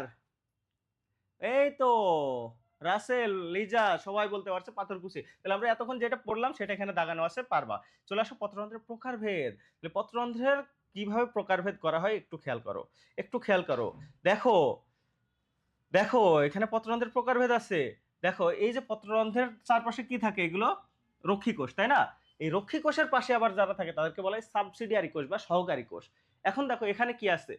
এখানেও দুইটা সহকারী কোষ আছে, এখানেও দুইটা সহকারী কোষ আছে, কিন্তু এদের বৈশিষ্ট্য কি একই রকম? বলতো এদের বৈশিষ্ট্য একই রকম? এরা দেখো প্যারালালি আছে পত্ররন্ধ্রের সাথে, বা আর এরা কি পত্ররন্ধ্রের সাথে কি প্যারালালি নেই, এরা লম্বভাবে আছে। যেহেতু এরা প্যারালালি আছে সেজন্য এদেরকে বলা হয় প্যারাসাইটিক। আর এরা আছে কয়টা? দুইটা। ল্যাটিন ভাষায় দুইকে কি বলা হয়? ডাই। সেই জন্য এদেরকে বলা হচ্ছে ডায়াসাইটিক। তাহলে প্যারাসাইটিক আর ডায়াসাইটিক জীবনেও ভুল হবে, জীবনেও ভুল হবে। যদি চারটা থাকে তাহলে তাকে বলা হয় টেট্রাসাইটিক। তাহলে এই তিনটা তো ভুল হওয়ার কোনো প্রশ্নই আসে না। এই তিনটা ভুল হওয়ার কোনো প্রশ্ন আছে? বলো, কোনো প্রশ্ন আছে? নাই। কিন্তু কাহিনী বাদে জানো কি পরের তিনটা? অ্যানিসো, অ্যানোমো, অ্যাক্টিনো। অ্যানিসো, অ্যানোমো, অ্যাক্টিনো, এই তিনটাই মেইনলি ঝামেলা হয়। খেয়াল করো যে চারটা থাকলে নাম হচ্ছে কি? টেট্রাসাইটিক। তাহলে তিনটা থাকলে নাম কি হওয়া উচিত ছিল? ট্রাইসাইটিক। তিনটা থাকলে নাম কি হওয়া উচিত ছিল? ট্রাইসাইটিক। কিন্তু তিনটা থাকলে কি হয় জানো? দুইটা থাকে এরকম বড় বড়, আর একটা থাকে একদম পিচ্চি। এখানে কি সামঞ্জস্যতাপূর্ণ হয়েছে? বলো তো সামঞ্জস্যতাপূর্ণ হয়েছে? তাহলে কি একে কি ট্রাইসাইটিক বলা উচিত? যেহেতু সামঞ্জস্যতাপূর্ণ না, একে ট্রাইসাইটিক বলা হয় না। কেন বলা হয় না? কেননা একটা ছোট, আমি মনে রাখতাম অ্যানি ছোট, অ্যানি ছোট, অ্যানি ছোট, এখান থেকে এর নাম হচ্ছে অ্যানিসোসাইটিক। এর নাম কি? অ্যানিসোসাইটিক। তাহলে তিনটার ভিতরে যদি একটা ছোট হয় তার নাম কি? অ্যানিসোসাইটিক। আর কখনো ভুল যাবে? তাহলে অ্যানিসো, অ্যানোমো, অ্যাক্টিনো, এই তিনটার ভিতরে একটা আমরা ক্লিয়ার করে ফেলছি। তিনটার ভিতরে একটা ছোট হলে তার নাম কি? অ্যানিসোসাইটিক। যদি এই সাবসিডিয়ারি কোষগুলো এরকম লম্বা লম্বা হয়, কি হয়? লম্বা লম্বা। লম্বা ইংলিশ কি? টল। তাহলে অ্যানিসো, অ্যানোমো, অ্যাক্টিনোর ভিতর টি আছে কোথায়? দেখো তো টি আছে কোথায়? অ্যাক্টিনো। তাহলে লম্বা হইলে তার নাম কি? অ্যাক্টিনোসাইটিক। আলহামদুলিল্লাহ, আলহামদুলিল্লাহ। এখন দেখো এই যে সাবসিডিয়ারি কোষ, এরা যদি অন্য কোষের সাথে পৃথকযোগ্য না হয়, কি বললাম? এরা যদি অন্য কোষের সাথে পৃথকযোগ্য নয়, পৃথকযোগ্য নয়, পৃথকযোগ্য নয়, অর্থাৎ অন্য কোষের সাথে এদেরকে পৃথক করা যাচ্ছে না, তাহলে পৃথকযোগ্য নয়, এই নয়ের ইংলিশ কি? নো। তাহলে দেখো তো নো দিয়ে শুরু হয়েছে কোনটা? অ্যানোমোসাইটিক। তাহলে ডায়াসাইটিক, প্যারাসাইটিক, টেট্রাসাইটিক, অ্যানিসো, অ্যানোমো, অ্যাক্টিনো। আশা করি কেউ ভুল করবা না। একটু সাড়া দাও তো, তোমরা পারবা তো? একটু সাড়া দাও, পারবা কিনা? একটু সাড়া দাও, পারবা কিনা? এখন যদি তোমাকে বলে রিটেনে যে পত্ররন্ধ্রের প্রকারভেদ নিয়ে আলোচনা করো, পারবা না? এগুলো প্রথমে 6টা লিখে দিবা, লিখে এই ভিতরে ভিতরে কোনটা প্যারালালি, কোনটা হচ্ছে তিনটা থাকে, কোনটা চারটা থাকে, এগুলো আশা করি পারবা। পত্ররন্ধ্রের কাজ, কাজ একটা জিনিস মনে রাখবা, এরা গ্যাসীয় পদার্থ আদান প্রদান করে। তারপরে একটু রিডিং করবা, আশা করি তোমরা এমনি পারবা। ঠিক আছে? এখন চলে আসো পানি পত্ররন্ধ্র বা হাইডাথোড। কি আছে? পানি পত্ররন্ধ্র বা হাইডাথোড। এখন এখানে জাস্ট 3টা সেন্টেন্স আমাদেরকে একটু দেখা লাগবে, এমসিকিউ, এগুলো রিটেন মিটেন আসবে না ওইভাবে। যে এখানে দেখো ঘাস, কচু আর টমেটো, এই 3টা উদ্ভিদে কি থাকে, হাইডাথোড থাকে। তাহলে মনে রাখবো কি দিয়ে, ঘটক। কি দিয়ে মনে রাখবো, ঘটক। কি দিয়ে মনে রাখবো, ঘটক। ঘ থেকে কি, ঘাস। ট থেকে কি, টমেটো। আর ক থেকে কি, কচু। কি দিয়ে মনে রাখবো, ঘটক। কি দিয়ে মনে রাখবো, ঘটক। ঘাস, টমেটো, কচু। ঠিক আছে। এখন দেখো গহ্বরের নিচে অনেকগুলো অসংলগ্ন কোষ থাকে যাদেরকে এপিথেম বলে। এটা যদি গহ্বর হয়, এখানে কি অনেকগুলো অসংলগ্ন কোষ আছে না, এগুলোকে বলা হয় এপিথেম বা এপিথেলিয়াম। এগুলো জাস্ট এমসিকিউ এর জন্য পড়বা। এখন দেখো হাইড্রাথোড দিয়ে তরল পানি বের হয়ে যাওয়াকে কি পানি নিঃস্রাবণ বা পানি নির্গমন বা গাটেশন বলে। একে কি বলে, গাটেশন বলে। ঠিক আছে, তাহলে এমসিকিউ এর জন্য এটা আসতে পারে। এখন চলে আসো পত্ররন্ধ্র আর পানির রন্ধ্রের ভিতরে কিছু হচ্ছে পার্থক্য আছে। এইটা তোমার 2 নম্বরের প্রশ্ন আসতে পারে। কি বললাম, 2 নম্বরের প্রশ্ন আসতে পারে, যেগুলো অলরেডি আমাদের পড়াশোনা শেষ। এটা কি রক্ষী কোষ দিয়ে নিয়ন্ত্রিত হবে, ওটা নিয়ন্ত্রিত হবে না। তারপরে এই যে এপিথেলিয়াম বা এপিথেম, এটা কি পানিপত্ররন্ধ্র আছে, ওখানে নাই। এগুলো আশা করি তোমরা পারবা। ঠিক আছে, আশা করি তোমরা পারবা। ঠিক আছে, ওকে ওকে। তাহলে এতক্ষণ ধরে আমরা অনেক কিছু পড়ে ফেলেছি, তাই না? এখন আমরা পড়বো গ্রাউন্ড মেরিস্টেম। গ্রাউন্ড মেরিস্টেম পড়ার পরে তোমাদেরকে পোল দিব, দেখবো কে পারো আর কে পারো না। দেখবো কে পারো আর কে পারো না। তাহলে গ্রাউন্ড মেরিস্টেম আমরা পড়বো। তাহলে এতক্ষণ ধরে আমরা কি পড়ে ফেলেছি, ত্বক। ত্বক শেষ, এখন পড়বো কি, গ্রাউন্ড মেরিস্টেম। খেয়াল করো, এটা রিটেনে আসবে। হ্যাঁ, এই যে পার্থক্য পানিপত্ররন্ধ্র আর হাইডা, ওই হচ্ছে স্টোমাটা বা পত্ররন্ধ্র, এদের যে পার্থক্য, এটা আসতে পারে। অলরেডি তুমি পারো, জাস্ট একটু রিডিং দিলেই দেখবা যে ইজি হয়ে গেছে, আমরা পড়ে ফেলছি তো এগুলো। দেখো, মনে করো একটা বস্তুকে এই যে লম্বা আছে, আমি সোজা কাটলাম, কেটে এইভাবে দেখতেছি, একে বলা হয় লম্বচ্ছেদ। আর যদি আমি এই প্রস্থ বরাবর কাটি, কেটে এইভাবে দেখি, তাকে বলা হয় প্রস্থচ্ছেদ। এখন আমরা একটা উদ্ভিদের প্রস্থচ্ছেদ দেখব। ঠিক আছে, এখন আমরা দেখব কি, প্রস্থচ্ছেদ। তাহলে প্রস্থচ্ছেদ যদি দেখি, একদম উদ্ভিদের বাইরে কি থাকে, সবচেয়ে বাইরে কি থাকে, ত্বক। যে ত্বক সম্পর্কে আমরা ইতিমধ্যে পড়াশোনা করে ফেলেছি, সুতরাং ত্বক সম্পর্কে আমাদের এখন আর জানার দরকার নাই। এখন ত্বকের নিচে ত্বক সদৃশ আরো একটা স্তর থাকে।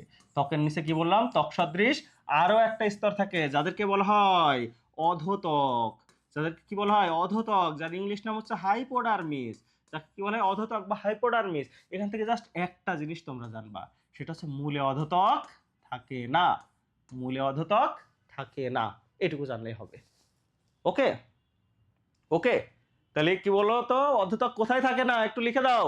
অধোত্বক কোথায় থাকে না, মূলে না কাণ্ডে, লিখে দাও। মূলে অধোত্বক, আমি তো নিজেই বলে দিলাম। তাহলে অধোত্বক কোথায় থাকে, এইটা অন্তত একটু লিখো। তাহলে এই অধোত্বকের নিচে বহু স্তর বিশিষ্ট আরো একটা কোষের সারি থাকে। বহু স্তর বিশিষ্ট আরো একটা কোষের সারি থাকে, যার নাম হচ্ছে কর্টেক্স। যাকে কি বলা হয়, কর্টেক্স। এই কর্টেক্স সম্পর্কে আমাদের 3টা জিনিস জানা লাগবে। কয়টা জিনিস, 3টা জিনিস জানা লাগবে। এই যে কর্টেক্সের ভিতরে আন্তঃকোষীয় ফাঁকা জায়গা থাকে। এখানে কি বললাম, আন্তঃকোষীয় ফাঁকা জায়গা থাকে। আন্তঃকোষীয় ফাঁকা জায়গা থাকে। এবং মনে রাখবা, মূলেও কর্টেক্স থাকে, কাণ্ডেও কর্টেক্স থাকে। কিন্তু ওই যে পার্থক্য, মূলের কর্টেক্স আর কাণ্ডের কর্টেক্সের পার্থক্য আছে। সেটা হচ্ছে মূলের কর্টেক্সটা একটু বেশি পুরু, আর কাণ্ডের কর্টেক্সটা একটু পাতলা। যেটাকে আবুল স্যার তার বইয়ের ভাষায় বলছে, মূলের কর্টেক্স বহু স্তর বিশিষ্ট আর কাণ্ডের কর্টেক্স কয়েক স্তর বিশিষ্ট। মূলের কর্টেক্স বহু স্তর বিশিষ্ট, কাণ্ডের কর্টেক্স কয়েক স্তর বিশিষ্ট। আশা করি পারবা।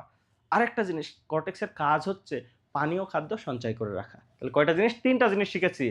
এদের বলো তো, এদের ভিতরে আন্তঃকোষীয় ফাঁকা জায়গা আছে না নাই? অবশ্যই আছে। মূলের কর্টেক্স বহু স্তর বিশিষ্ট, কাণ্ডের কর্টেক্স কয়েক স্তর বিশিষ্ট, আর এদের কাজ কি, পানীয় খাদ্য সঞ্চয় করা। আশা করি তোমরা পারবা। এখন দেখো, এই কর্টেক্সের নিচে আরো একটা স্তর আছে, যেটা হচ্ছে ত্বক সদৃশ আরো একটা স্তর আছে, যাকে বলা হয় অন্তত্বক। যাকে বলা হয় কি, অন্তত্বক। কি বলা হয়, অন্তত্বক। ঠিক আছে, কি বলা হয়, অন্তত্বক। এবং এই অন্তত্বকের ইংলিশ নাম হচ্ছে এন্ডোডার্মিস। এবং এই অন্তত্বক থেকে সবচেয়ে বেশি এমসিকিউ আসতে পারে। কি ধরনের এমসিকিউ আসে খেয়াল করো। এই অন্তত্বক সাধারণত এক সারি কোষে গঠিত। কয় সারি, এক সারি কোষে গঠিত। এবং এই অন্তত্বকের কোষগুলোর ভিতরে কোনো আন্তঃকোষীয় ফাঁকা জায়গা থাকে না। যেমন এখানে আন্তঃকোষীয় ফাঁকা জায়গা ছিল, কিন্তু এই অন্তত্বকে কি আন্তঃকোষীয় ফাঁকা জায়গা থাকে না। এখন এই অন্তত্বকের কোষগুলো দেখতে কেমন, এদের কোষগুলো দেখতে হচ্ছে পিপা আকৃতির। বা ব্যারেল আকৃতির বা সিলিন্ডার আকৃতির। কি পিপা, ব্যারেল বা সিলিন্ডার? একটু সবাই লেখো তো এই তিনটা অন্ততকের কোষগুলো দেখতে কেমন, সবাই লেখো। পিপা, ব্যারেল বা সিলিন্ডার আকৃতির, প্রত্যেকেই লেখো। অন্ততকের কোষগুলো দেখতে কেমন? এখন দেখো এই কোষের এই প্রস্থ প্রাচীর বরাবর, এটা যদি দৈর্ঘ্য হয় এটা কি প্রস্থ, এই প্রস্থ প্রাচীর বরাবর লিগনিন, তারপর সুবেরিন এগুলো যুক্ত হয়। এই লিগনিন সুবেরিন যুক্ত হয়ে এগুলো কি পুরো ফিতার মতো দেখায়, এগুলো কি পুরো ফিতার মতো দেখায়। এটা সর্বপ্রথম দেখে, এটা সর্বপ্রথম দেখে বিজ্ঞানী ক্যাসপেরি। কে দেখায়? বিজ্ঞানী ক্যাসপেরি। সেই জন্য এই ক্যাসপেরির নাম অনুসারে কি বলা হয়? ক্যাসপেরিয়ান ফিতা বা ক্যাসপেরিয়ান স্ট্রিপ। কি বলা হয়? ক্যাসপেরিয়ান ফিতা বা ক্যাসপেরিয়ান স্ট্রিপ। তাহলে কোন স্তরে থাকে? অন্তত্বকে। এই ক্যাসপেরিয়ান ফিতা কি দিয়ে তৈরি? Lignin suberin. ঠিক আছে? তাহলে এই অন্তত্বকের কোষগুলোর ভিতরে কিছু কিছু কোষ আছে যাদের প্রাচীর এরকম পুরু হয় না, পাতলাই থেকে যায়। তখন এই কোষগুলোকে বলা হয় প্যাসেজ সেল। কি বলা হয়? Passage cell. কি বলা হয়? Passage cell. ঠিক আছে? এখন দেখো এই অন্তত্বকের ভিতরে দেখা যায় মাঝে মাঝে এরকম স্টার্চ দানা জমা হয়। কি জমা হয়? এরকম স্টার্চ বা শ্বেতসার দানা। তাহলে স্টার্চ শীট বা শ্বেতসার দানা কোন স্তরে জমা হয়? স্টার শীট বা শ্বেতসার দানা কোন স্তরে জমা হয়? অন্তত্বক। তাহলে দেখো অন্তত্বক থেকেই কিন্তু বেশি এমসিকিউ আসে। যে অন্তত্বকের আরেকটা নাম কি, ইংলিশ নাম কি? এন্ডোডার্মিস। অন্তত্বকে এই যে ক্যাসপেরিয়ান ফিতা, প্যাসেজ সেল, তারপর কি স্টার শীট, এগুলো কোথায় তৈরি হয়? কোথায় তৈরি হয়? অন্তত্বকে। ঠিক আছে? এবং এই যে ক্যাসপেরিয়ান ফিতা কি দিয়ে তৈরি হয়? লিগনিন সুবেরিন দিয়ে। এগুলো কোন প্রাচীরে? দৈর্ঘ্য প্রাচীর না প্রস্থ প্রাচীর? অবশ্যই প্রস্থ প্রাচীরে। এখন বলো এই অন্তত্বকের কোষগুলো কেমন দেখতে? পিপা আকৃতির, ব্যারেল আকৃতির বা সিলিন্ডার আকৃতির। ঠিক আছে? তাহলে এখান থেকে যে এমসিকিউ গুলো আসতে পারে আশা করি আমরা পারবো। এখন দেখো এই যে অন্তত্বকের নিচে আরো একটা কোষের সারি থাকে যাকে বলা হয় পেরিসাইকেল বা পরিচক্র। যাকে কি বলা হয়? পেরিসাইকেল বা পরিচক্র। কি বলা হয়? পেরিসাইকেল বা পরিচক্র। আর এটা যদি একদম একটা বৃত্তাকার হয়, অর্থাৎ একটা উদ্ভিদ কি বৃত্তাকার, এটা মনে করো কেন্দ্র। তাহলে কেন্দ্রের দিকে কিছু কোষ এরকম গুচ্ছাকারে থাকে, কিছু কোষ এরকম গুচ্ছাকারে থাকে, তাদেরকে কি বলা হয়? মজ্জা। যাদেরকে কি বলা হয়? মজ্জা। এই কর্টেক্সের মতো মজ্জার ভিতরেও কি থাকে? আন্তঃকোষীয় খালি জায়গা থাকে, আন্তঃকোষীয় ফাঁকা জায়গা থাকে, অর্থাৎ আন্তঃকোষীয় ফাঁক থাকে। কোথায় কোথায়? কর্টেক্সে আর মজ্জায়। ঠিক আছে? এবং কর্টেক্সের কাজ কি ছিল? পানীয় খাদ্য সঞ্চয় করা। এর কাজও সেম, পানীয় খাদ্য সঞ্চয় করা। তাহলে আমরা দেখলাম একদম কেন্দ্রে কি থাকলো? মজ্জা। এখন দেখো এই যে পেরিসাইকেল থেকে জাইলেম গুলো এরকম সারিবদ্ধভাবে এই যে মজ্জার দিকে বিন্যস্ত থাকে, আর ফ্লেম গুলো এইরকম জাস্ট গুচ্ছাকারে থাকে, পেরিসাইকেলের নিচে জাস্ট গুচ্ছাকারে থাকে। ঠিক আছে? আর এই জাইলেম আর ফ্লোয়েমের মাঝ বরাবর মজ্জা কোষে কিছু মজ্জা কোষ এরকম রশ্মির মতো করে নিচে নেমে আসে, যাদেরকে বলা হয় মজ্জা রশ্মি। যাদেরকে কি বলা হয়? মজ্জা রশ্মি। তাহলে মোটামুটি একটা ভিজুয়ালাইজেশন হলো না যে কোথায় কি থাকে, কোথায় কি থাকে? মোটামুটি একটা ভিজুয়ালাইজেশন হলো না। হালিমা খাতুন প্রশ্ন করছে যে বাঁধের মতো কাজ কে করে? বাঁধের মতো কাজ করা হচ্ছে এই যে অধতক, সরি অন্ততক। ঠিক আছে? এখন চলে আসো, মোটামুটি একটা ভিজুয়ালাইজেশন হলো না, কে কার উপরে কে কার নিচে থাকে, কে কোথায় থাকে। এখন আমাদের তিনটা জিনিস একটু জানা লাগবে, সেটা হচ্ছে স্টিলি। কি কি জানবো? স্টিলি, তারপর কি অন্ত স্টিলীয় অঞ্চল, স্টিলি জানবো, অন্ত স্টিলীয় অঞ্চল জানবো, আর হচ্ছে বহি স্টিলীয় অঞ্চল জানবো। আর কি জানবো? বহি স্টিলীয় অঞ্চল জানবো। এই তিনটা জিনিস একটু মনোযোগ দাও, তাহলে এখানে আমাদের মুখস্থ হয়ে যাবে। ঠিক আছে? তাহলে দেখো স্টিলি, স্টিলি হচ্ছে এই যে আমি যেগুলো হলুদ হলুদ কালারে দিচ্ছি এগুলো হচ্ছে স্টিলি। হলুদটা কি? স্টিলি। অর্থাৎ এই পেরিসাইকেল থেকে শুরু করে একদম কেন্দ্র পর্যন্ত যা আছে সবগুলো কি স্টিলি। ক্লিয়ার?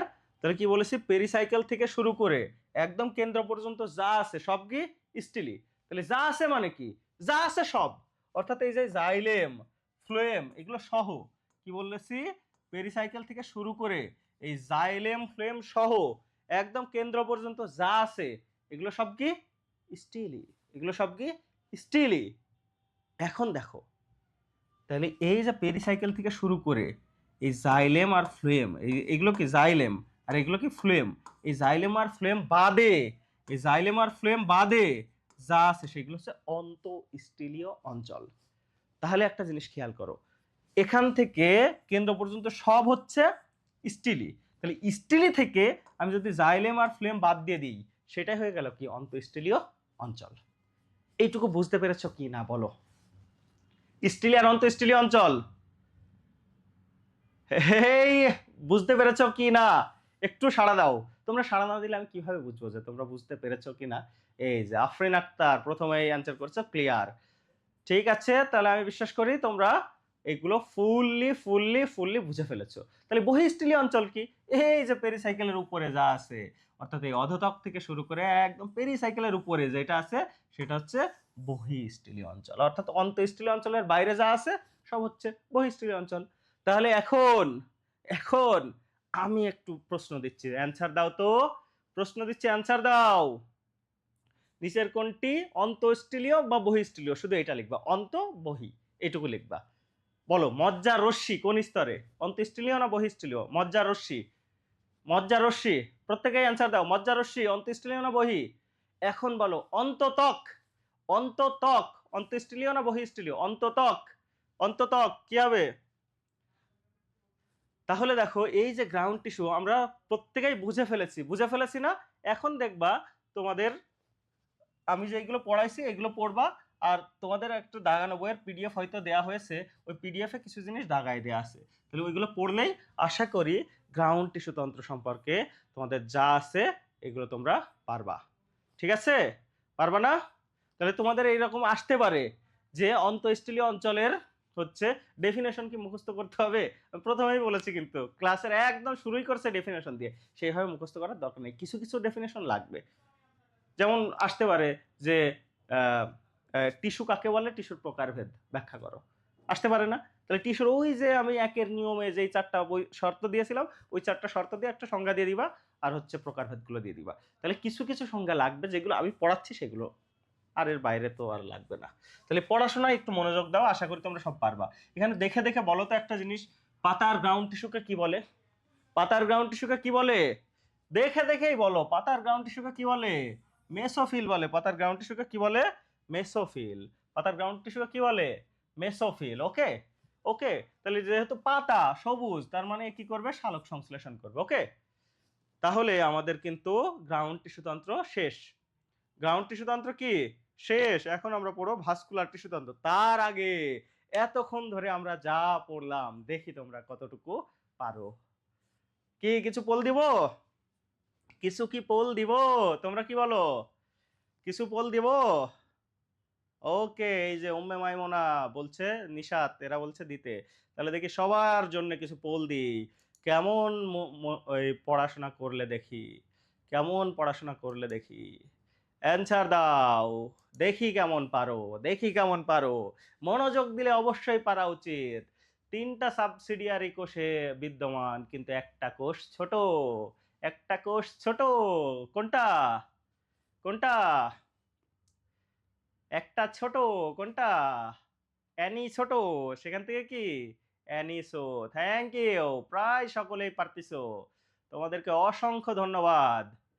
দুই একজন একটু ভুল করে ফেলেছো, দুই একজন ভুল করে ফেলেছো, আশা করি পরীক্ষায় আসলে কেউই ভুল করবা না। আমি আশা রাখতে পারি তো যে পরীক্ষায় আসলে কেউ ভুল করবা না?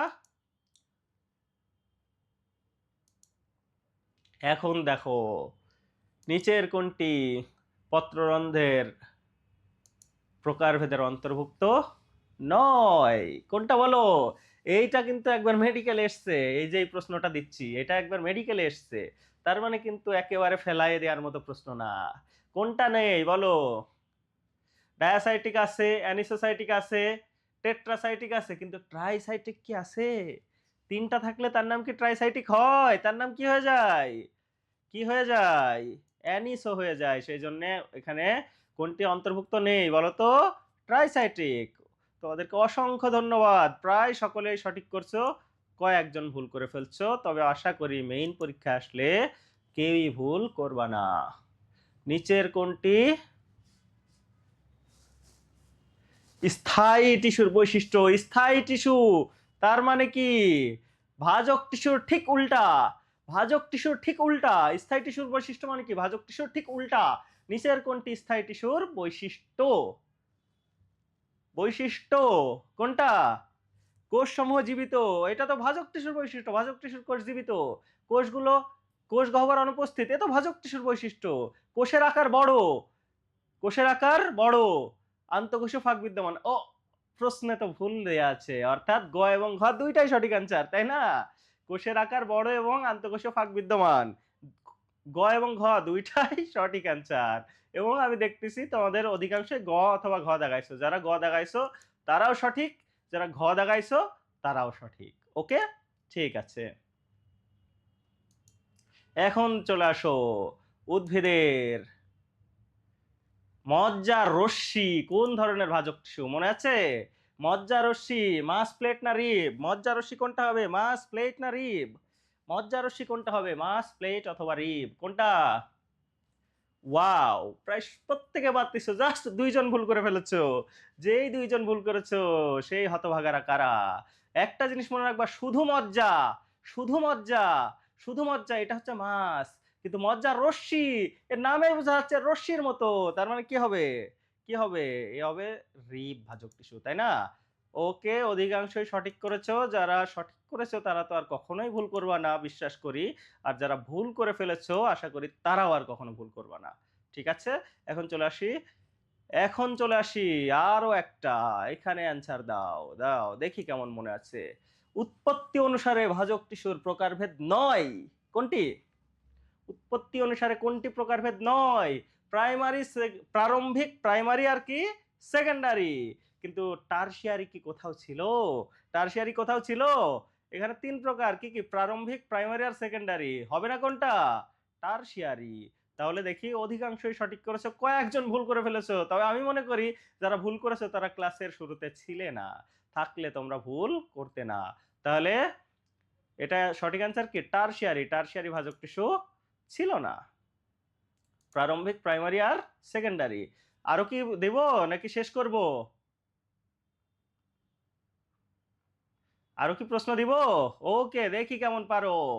নিচের কোনটি ভাজক টিস্যুর বৈশিষ্ট্য? দেখি কে কে পারো। নিচের কোনটি ভাজক টিস্যুর বৈশিষ্ট্য? কোনটি ভাজক টিস্যুর বৈশিষ্ট্য?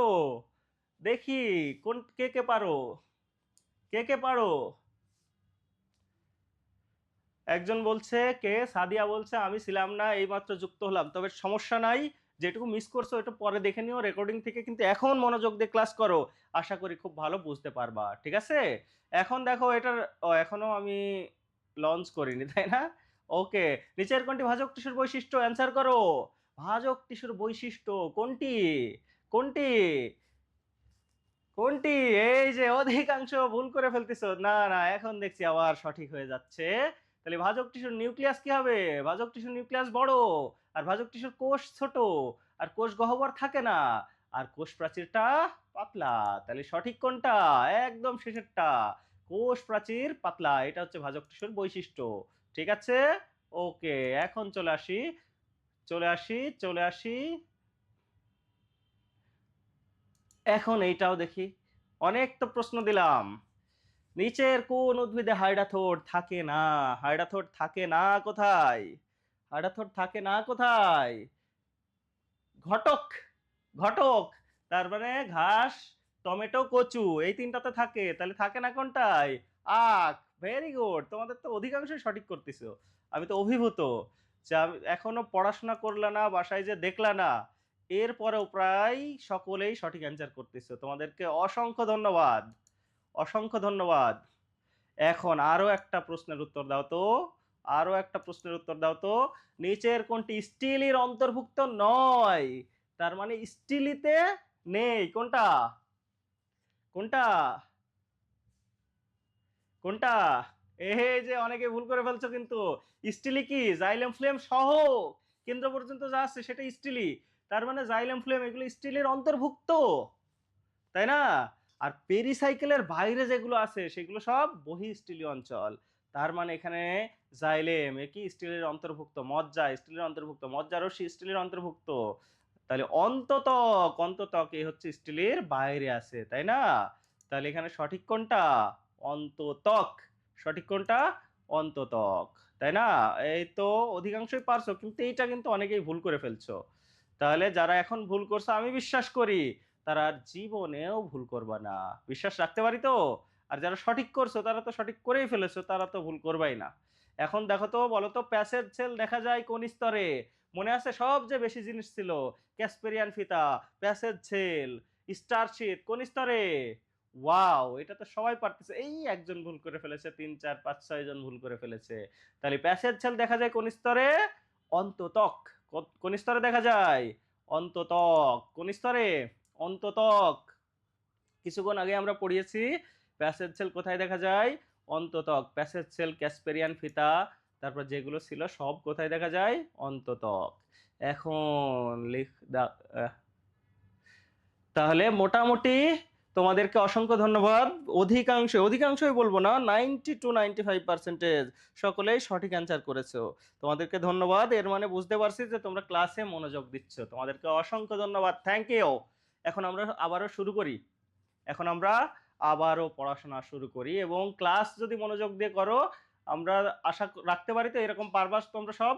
তাহলে ক্লাসটা মনোযোগ সহকারে করো। আমরা ইনশাআল্লাহ একই সাথে বুঝবো, একই সাথে পারবো, একই সাথে পড়া গুছিয়েও নিতে পারবো। ঠিক আছে? তাহলে চলে আসি ভাস্কুলার টিস্যু। তাহলে এখন আমরা আবার চলে যাব বেসিক সহ পড়াশোনায়। Vascular tissue. তাহলে ভাস্কুলার টিস্যু মানে কি? ভাস্কুলার টিস্যু মানে পরিবহন টিস্যু, অর্থাৎ যেই টিস্যুগুলো উদ্ভিদের এক জায়গা থেকে আরেক জায়গায় পানি, খাদ্য এগুলো পরিবহন করে নিয়ে যায়, এদেরকে বলা হয় ভাস্কুলার টিস্যু। আর উদ্ভিদের ক্ষেত্রে ভাস্কুলার টিস্যু হচ্ছে জাইলেম আর ফ্লোয়েম। এখন বিষয় হচ্ছে, সকল উদ্ভিদেই কি ভাস্কুলার টিস্যু থাকে? উত্তর হচ্ছে না, সকল উদ্ভিদে ভাস্কুলার টিস্যু থাকে না। তাহলে দেখো ভাই, আজকে কি কোষ বিভাজনও পড়াবেন? হ্যাঁ, আজকে কোষ বিভাজনও পড়াবো। আমাদের শেষ হয়ে যাবে, সঠিক সময় সব শেষ হয়ে যাবে, কোনো সমস্যা নেই। তাহলে উদ্ভিদে ফুল ফুটবে কি ফুটবে না, তার উপর ভিত্তি করে দুই প্রকার। অপুষ্পক কে কে বলো তো? শৈবাল, ছত্রাক, তারপর কি ব্রায়োফাইটা, তারপর কি টেরিডোফাইটা। সপুষ্পক কি? নগ্নবীজি, আবৃতবীজি।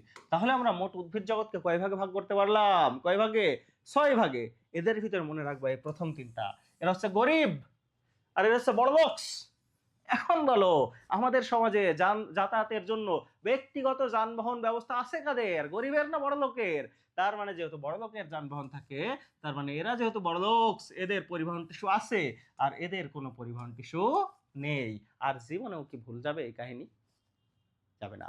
এখন পরিবহন টিস্যু থাকলেও সবার গাড়ি ঘোড়া কি সমান? এই যে মনে করো বসুন্ধরার মালিক সায়েম সোভান আনভির, তারপর বেক্সিমকোর মালিক এই যে দরবেশ বাবা, এদের গাড়ি ঘোড়া আর আমার গাড়ি ঘোড়ায় কি এক হবে? ওরা হচ্ছে সেই হাইফাই মানুষ, ওদের দেখা যাচ্ছে বিএমডাব্লিউ হ্যান ত্যান আছে, আমার দেখা যাচ্ছে একটা গাড়ি আছে তো সিট ছেঁড়া, হেডলাইট ফাটা, হর্ন বাজে না, তাই না? এখন দেখো এই যে টেরিডোফাইটা, নগ্নবীজি, আবৃতবীজি, সবার পরিবহন টিস্যু আছে, কিন্তু এদের কি এক হবে? এই যে টেরিডোফাইটা, নগ্নবীজি, এদের জাইলেম আছে, কিন্তু সেই জাইলেমে কোনো ভেসেল নেই। এদের ফ্লেম আছে, কিন্তু ওই ফ্লেমে কোনো সঙ্গী কোষ নেই। তাহলে খেয়াল রাখো, টেরিডোফাইটা, নগ্নবীজি এরা অনুন্নত, তার মানে এদের জাইলেমে স্বাভাবিকভাবেই কোনো জাইলেমে ভেসেল নেই। একটা উদ্ভিদ একটু ব্যতিক্রম, তার নাম হচ্ছে নিটাম। তার নাম কি? নিটাম। তাহলে কি বললাম? টেরিডোফাইটা, নগ্নবীজি, কোনো উদ্ভিদেই ভেসেল নেই, একটা উদ্ভিদ ব্যতিক্রম, তার নাম হচ্ছে নিটাম। আর এরা কি উন্নত? এরা কি উন্নত, তার মানে এদের সকল উদ্ভিদেই জাইলেমে ভেসেল আছে, সকল উদ্ভিদেই জাইলেমে ভেসেল আছে। শুধুমাত্র 3টা প্রজাতি আছে যারা একটু ব্যতিক্রম, তাদের জাইলেমে ভেসেল নাই। তাদেরকে আমি মনে রাখতাম WTT। কি দিয়ে? ডাব্লিউ, টি আর টি। এই ডাব্লিউ থেকে কি, টি থেকে কি, টি থেকে কি, আমি সে যুগেও মুখস্থ করিনি, এ যুগেও মুখস্থ করিনি। এত মুখস্থ করে পারা যাবে বলো? এত এত এত বৈজ্ঞানিক নাম, এত ইংলিশ নাম সব যদি মুখস্থ করতে যাও, তুমি আগে পাবনা মেন্টাল হসপিটাল, এরপরে কোনো বিশ্ববিদ্যালয়ের চান্স। ঠিক আছে? তাহলে সব মুখস্থ করা যাবে না, তুমি জাস্ট প্রথম অক্ষর 3টা মনে রাখবা, যে আবৃতবীজি হওয়া সত্ত্বেও কাদের জাইলেমে ভেসেল নাই।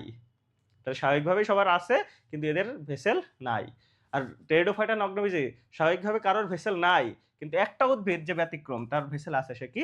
নিটাম। তাহলে বইয়ে দেখো, বই আছে এখানে যেগুলো আমি দাগাই দিছি, শুধু সেইগুলো একটু পড়বা। ঠিক আছে? এখন দেখো জাইলেম টিস্যু, তাহলে আমি কি বললাম, যে এগুলো দাগানো আছে সেগুলো পড়বা, আর আমার কথা হচ্ছে বুঝো। জাইলেম টিস্যু দেখো, জাইলেম টিস্যু 4 প্রকার। জাইলেম টিস্যু কয় প্রকার? 4 প্রকার। কয় প্রকার? 4 প্রকার। কি কি আছে দেখো, tracheid, vessel, xylem fibre, xylem parenchyma. এই 4 প্রকার। এর ভিতরে আবার সবচেয়ে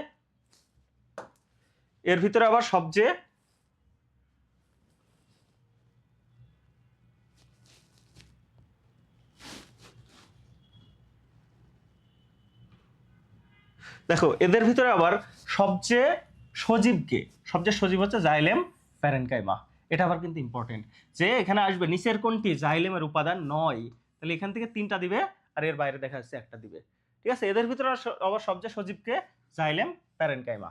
ঠিক আছে, এখন দেখো এগুলো অবশ্যই পড়ে ফেলছি। ফার্মবর্গীয় উদ্ভিদ ও নগ্নবীজিত্বকে জাইলেমে ভেসেল থাকে না, একটু আগে আমরা পড়লাম। তাহলে ওই ব্যতিক্রমকে নিটাম, আর স্বাভাবিকভাবে আবৃতবীজিতে ভেসেল থাকে, ব্যতিক্রমকে ডাব্লিউ টি টি। বিশ্বাস করো আমি এটা এখনো জানি না, এই যে তোমাদের পড়াচ্ছি আমি এখনো জানি না ডাব্লিউ থেকে কি, টি থেকে কি, টি থেকে কি। কারণ এত মনে রাখতে গেলে আসলে আসল জিনিসই মনে থাকবে না, তাই না? তাহলে কিছু জিনিস একটু শর্টকাটে মনে রাখার চেষ্টা করতে হবে। ঠিক আছে, এখন কি ক্লিয়ার? ওকে, এখন দেখো কিছু জিনিস আছে, প্রোটোজাইলেম, মেটাজাইলেম, এক্সার্ক, এন্ডার্ক, মেসার্ক। এই জিনিসগুলো একটু মনে থাকতে চায় না। এক্সার্ক, এন্ডার্ক, মেসার্ক, কে কেন্দ্রে থাকে কে বাইরে, খুব ঝামেলা। একটু মনোযোগ দাও, আমাদের এখনই মুখস্থ হয়ে যাবে। ঠিক আছে, তাহলে আমরা কি কি দেখবো, যে প্রোটোজাইলেম, মেটাজাইলেম। দেখো যে ভেসেলগুলো আছে, সেই ভেসেল 2 ধরনের। এই প্রত্যেকটা ভেসেলের ভিতরে কিছু গহ্বর থাকে। কি থাকে? ভেসেলের ভিতরে কিছু গহ্বর থাকে, মানে খালি জায়গা, যেটাকে আবুল স্যার তার বইয়ে বলছে গর্ত। এখন সেই গর্ত বড় হতে পারে, সেই গর্ত সরু হতে পারে। এখন বড় মানে কি? বড় মানে কি? মোটা। বড় মানে কি? মোটা। এখান থেকে মনে রাখবো মেটাজাইলেম। তাহলে তার গর্ত গর্ত বড় হইলে তার নাম কি? মেটাজাইলেম। আর গর্ত সরু, সরু মানে কি? ছোট। সরু মানে কি? ছোট। ছোট থেকে নাম রাখবো প্রোটো। তাহলে সরু গর্তযুক্ত কি? প্রোটোজাইলেম। আর বড় গর্তযুক্ত কি? মেটাজাইলেম। তাহলে না আমার জীবনে ভুল হবে? না আমার জীবনে ভুল হবে? হবে না। এখন দেখো 3টা জিনিস খুব উল্টায় যায়, পাল্টায় যায়। এক্সার্ক, এন্ডার্ক আর মেসার্ক। এক্সার্ক, এন্ডার্ক আর কি? মেসার্ক। এই 3টা থাকে মূলে, কাণ্ডে আর পাতায়। কোনটা কোথায় থাকে এই 3টা কেন জানি মনেই থাকতে চায় না। এগুলো কি কেন জানি মনেই থাকতে চায় না। তাহলে কিভাবে মনে রাখবো একটু খেয়াল করো। কিভাবে মনে রাখবো একটু খেয়াল করো, ওই যে টেকনিক ব্যবহার করবো। বলো তো, কাণ্ডের সাথে নামের মিল আছে কার? কাণ্ডের সাথে নামের মিল আছে কার? কাণ্ডের সাথে নামের মিল আছে কার? দেখে দেখে বলো, লেগো লেগো। কাণ্ডের সাথে নামের মিল আছে কার? এন্ডার্ক। তাহলে এই এন্ডার্ক থাকবে কোথায়? কাণ্ডে। এন্ডার্ক থাকবে কোথায়? কাণ্ডে। এই তো পারছো। এখন লেখো তো, পাতার গ্রাউন্ড টিস্যুকে কি বলে? কিছুক্ষণ আগে আমি পড়েছি, পাতার গ্রাউন্ড টিস্যুকে কি বলে? পাতার গ্রাউন্ড টিস্যুকে কি বলে? লেখো লেখো লেখো, মেসোফিল। Very good. পাতার গ্রাউন্ড টিস্যু কি? মেসোফিল। তাহলে মেসোফিলের সাথে নামের মিল আছে কার? মেসার্ক।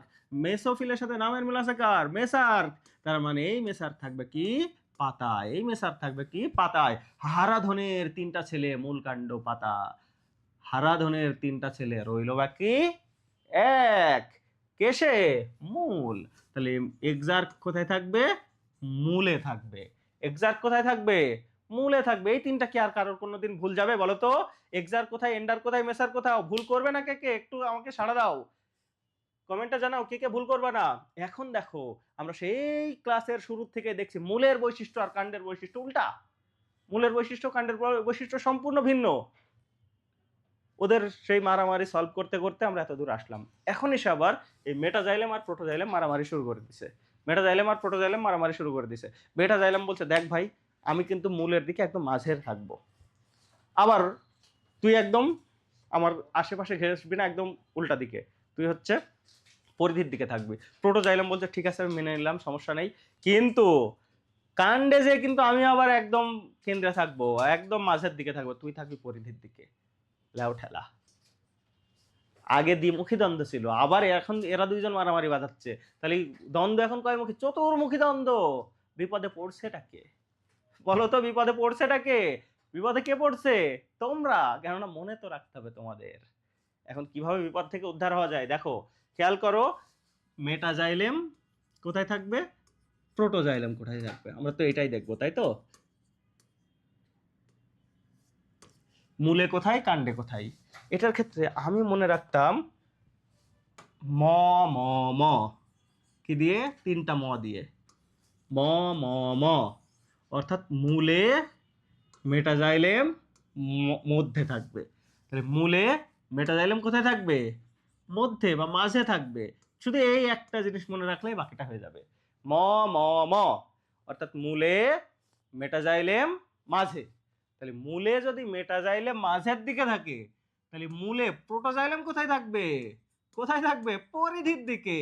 আর মূলে যা হবে কাণ্ডে ঠিক তার উল্টা। তাহলে মূলে মেটাজাইলেম যদি মাঝে থাকে, তাহলে কাণ্ডে মেটাজাইলেম কোথায় থাকবে, পরিধির দিকে। আর মূলে প্রোটোজাইলেম যদি পরিধিতে থাকে, তাহলে কাণ্ডে প্রোটোজাইলেম কোথায় থাকবে, মাঝে থাকবে। তাহলে এই জিনিস আর কি কখনো ভুল হওয়ার মতো? বলো তো এই জিনিস আর কে কে ভুল করবে না? একটু সাড়া দাও, কে কে ভুল করবা না, কে কে ভুল করবা না, একটু সাড়া দাও। এই তো নিশাত জাহান প্রথমে বলছে, নাকি নুসরাত জাহান প্রথমেই বলছে আমি ভুল করব না। Thank you. এই যে এখন সবাই বলতেছে, আমি খুবই খুশি হচ্ছি যে তোমরা বুঝতে পারছো। এখন এই মূলে আর কাণ্ডে দ্বন্দ্ব থাকলেও পাতা এসে বলছে ভাই আমরা অনেক মারামারি করে ফেলেছি, এখন একটু থামি, এখন একটু থামি, আর মারামারি না করি। অর্থাৎ পাতা এসে কেউ পরিধিতে না, কেউ হচ্ছে মাঝে না, এরা যে যার মতো ইচ্ছা থাকছে। ঠিক আছে? তাহলে একজন বলছে, আবার একটু বলেন, আমি বেশি বলবো না, একটু মনোযোগ দিয়ে খেয়াল করো। ম ম ম দিয়ে মনে রাখবো, অর্থাৎ মূলে মেটাজাইলেম মাঝে। শুধু এই জিনিসটা মনে রাখবো, মূলে মেটাজাইলেম মাঝে, মূলে মেটাজাইলেম মাঝে, ম ম ম। তাহলে মূলে যা হবে কাণ্ডে ঠিক তার উল্টো। আর মেটাজাইলেম যেখানে, প্রোটোজাইলেম ঠিক তার উল্টো। তাহলে মূলে যদি মেটাজাইলেম মাঝে থাকে, মূলে প্রোটোজাইলেম কোথায় থাকবে, এর উল্টা, পরিধি। আর মূলে যা কাণ্ডে ঠিক তার উল্টো, অর্থাৎ মূলে যেহেতু মেটাজাইলেম মাঝে, তাহলে কাণ্ডে মেটাজাইলেম কোথায় হবে, পরিধি। আর মূলে যেহেতু প্রোটোজাইলেম পরিধিতে, আর কাণ্ডে প্রোটোজাইলেম কোথায় হবে, মাঝে। ওকে, তাহলে আশা করি কেউ ভুল করবা না। তাহলে এই জিনিসগুলো কিন্তু খুব পেঁচায় যায়, গোলায় যায়। তাহলে এইগুলো আসবে মেইনলি এমসিকিউ। তাহলে এমসিকিউ এর ক্ষেত্রে প্রোটোজাইলেম, মেটাজাইলেম, এক্সার্ক, এন্ডার্ক, মেসার্ক, আশা করি কেউ ভুল করবে না। এখন চলে আসো ফ্লেম টিস্যু। তাহলে জাইলেম কয় প্রকার ছিল, 4 প্রকার। ঠিক তেমনই ফ্লেমও 4 প্রকার। কি কি? সিবনল, সঙ্গীকোষ, ফ্লেম প্যারেনকাইমা, ফ্লেম ফাইবার। তাহলে এইভাবে আসতে পারে কিন্তু নিচের কোনটি ফ্লেম টিস্যুর উপাদান নয়। আবার রিটার্নও আসতে পারে, ফ্লেম টিস্যুর উপাদানগুলো লেখো। ঠিক আছে? জাইলেম টিস্যুর উপাদানগুলো লিখো। আবার একবার আসতে পারে যে জাইলেম টিস্যুর উপাদানগুলো লিখো, বা ভাস্কুলার টিস্যুর উপাদানগুলো লিখো। ঠিক আছে? তখন তোমাকে জাইলেম লিখতে হবে, ফ্লেম লিখতে হবে। আবার জাইলেম যে 4 প্রকার, ওই 4 প্রকার লিখতে হবে। ফ্লেম যে 4 প্রকার, এই 4 প্রকার লিখতে হবে। এগুলো কিন্তু এমসিকিউ এবং রিটেন দুইটার জন্যই মুখস্থ করতে হবে। তাহলে আশা করি তোমরা পারবা। ঠিক আছে? এখন দেখো, এমসিকিউ এর জন্য একটা জিনিস পড়তে হবে, পরিণত সিবনল বা সিবকোষে কোনো নিউক্লিয়াস থাকে না। লেখো তো, লেখো তো, প্রাণীদেহের কোন কোষে নিউক্লিয়াস থাকে না, প্রাণীদেহে কোন কোষে নিউক্লিয়াস থাকে না, সবাই একটু লিখো। প্রাণীদেহে কোন কোষে নিউক্লিয়াস থাকে না, প্রাণীদেহে কোন কোষে নিউক্লিয়াস থাকে না, প্রত্যেকেই লেখো। এখনো একজনকেও আমি পাইনি। এই যে প্রথমেই লিখে ফেলেছে, ওরে বাবারে, সবাই একবারে দিয়েছে। কারোর নাম আমি পড়তে পারতেছি না, ধুপধাপ করে চলে গেছে। থ্যাংক ইউ, তোমাদেরকে অসংখ্য ধন্যবাদ যে অনেকেই অ্যান্সার দিচ্ছ। কিন্তু প্রাণীদেহের ক্ষেত্রে জানো, এই দেখো অনেকে শিবকোষ, শিবনল দিচ্ছ। প্রাণীদেহের কোষ এগুলো, শিবনল, শিবকোষ তো উদ্ভিদ দেহে।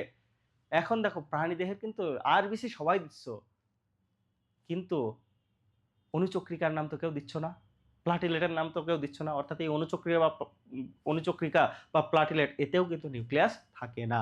এটা কিন্তু খুব ইম্পর্টেন্ট। আরবিসি সবাই পারবা, কিন্তু অনুচক্রিকা বা প্লাটিলেট এটাও কিন্তু মনে রাখবা। তারপর দেখো সেকেন্ডারি ফ্লেমে অবস্থিত ফাইবারকে কি বলা হয়, বাস্ট ফাইবার। ঠিক আছে? এটা একটু মনে রাখবা যে পাটেরাস বাস্ট ফাইবারের উদাহরণ। এটা এমসিকিউ এর জন্য একটু মুখস্থ করা লাগবে, দেখবা। ঠিক আছে? একদম শেষ অংশ, শেষ অংশ, অর্থাৎ ভাস্কুলার বান্ডেলের প্রকারভেদ। ভাস্কুলার বান্ডেলের প্রকারভেদ, এখান থেকে তোমার রিটেন আসতে পারে। রিটেন বলতে কি, ছোট ছোট রিটেন তো কিভাবে আসবে, এবং হচ্ছে এমসিকিউ কিভাবে আসবে একটু খেয়াল করো। তাহলে ভাস্কুলার বান্ডেল আমরা এখানেই মুখস্থ করে ফেলবো। একটু মনোযোগ দাও। তাহলে এখন পর্যন্ত আমি তোমাদের প্রতি খুবই স্যাটিসফাইড যে তোমরা রেসপন্স খুব ভালো তোমাদের, আমি খুবই স্যাটিসফাইড। এখনো একটু খেয়াল করো, এখানেই আমাদের মুখস্থ হয়ে যাবে। কিভাবে হবে দেখো, ভাস্কুলার বান্ডেল আমরা মনে আছে না, উদ্ভিদ কি ছিল, শৈবাল, ছত্রাক, ব্রায়োফাইটা, টেরিডোফাইটা, তারপর কি কি, নগ্নবীজি, আবৃতবীজি। এই আবৃতবীজি আবার কয় প্রকার বলো তো? দুই প্রকার। কি কি? দ্বিবীজপত্রী আর একবীজপত্রী, তাই না? এদের ভিতরে এই যে শৈবাল, ছত্রাক, এদের কি কোনো ভাস্কুলার টিস্যু আছে? এর তো ভাস্কুলার টিস্যুই নেই, তাহলে প্রকারভেদ তো অনেক দূরের বিষয়, তাই না? তাহলে ভাস্কুলার টিস্যু আছে কাদের? টেরিডোফাইটা, নগ্নবীজি, দ্বিবীজপত্রী আর একবীজপত্রী। এখন এদের কার কি প্রকারভেদ সেটা আমরা একটু দেখবো। দেখো, ভাস্কুলার টিস্যু মূলত 3 ভাগে ভাগ করা যায়। কি কি? একটা হচ্ছে কেন্দ্রিক ভাস্কুলার বান্ডেল। কি? কেন্দ্রিক ভাস্কুলার বান্ডেল। কি? কেন্দ্রিক ভাস্কুলার বান্ডেল। কেন্দ্রিক মানে কি? মনে করো এক জাইলেম আছে আর এর চারপাশে ফ্লোয়েম আছে, অর্থাৎ জাইলেম কেন্দ্র করে ফ্লোয়েম। আবার মনে করো ফ্লোয়েম মাঝখানে, এর চারপাশে জাইলেম, তাহলে তাকে কি বলা হবে? কেন্দ্রিক। আর একটা আছে অরিও। আর একটা কি? অরিও। অরিও কি জানো? মনে করো এটা একটা উদ্ভিদ, এখানে জাইলেম, এখানে ফ্লোয়েম, এখানে জাইলেম, এখানে ফ্লোয়েম, একবার জাইলেম, একটা ফ্লোয়েম, একটা জাইলেম, একটা ফ্লোয়েম। অর্থাৎ যদি জাইলেম ফ্লোয়েমগুলো এরকম বৃত্তাকারে থাকে তাহলে তাদেরকে বলা হয় অরিও ভাস্কুলার বান্ডেল। আর সংযুক্ত, আর একটা আছে কি? সংযুক্ত। সংযুক্ত আসলে কি জানো? সংযুক্ত হচ্ছে একটা জাইলেম আর একটা ফ্লোয়েম যদি পাশাপাশি থাকে, জাইলেম ফ্লোয়েম যদি পাশাপাশি থাকে তখন তাকে বলা হয় সংযুক্ত। এখন খেয়াল করো, এই টেরিডোফাইটা হচ্ছে এর মূল এবং কাণ্ড সব হচ্ছে কেন্দ্রিক। তাহলে কেন্দ্রিক ভাস্কুলার বান্ডেলের উদাহরণ কি? টেরিডোফাইটা।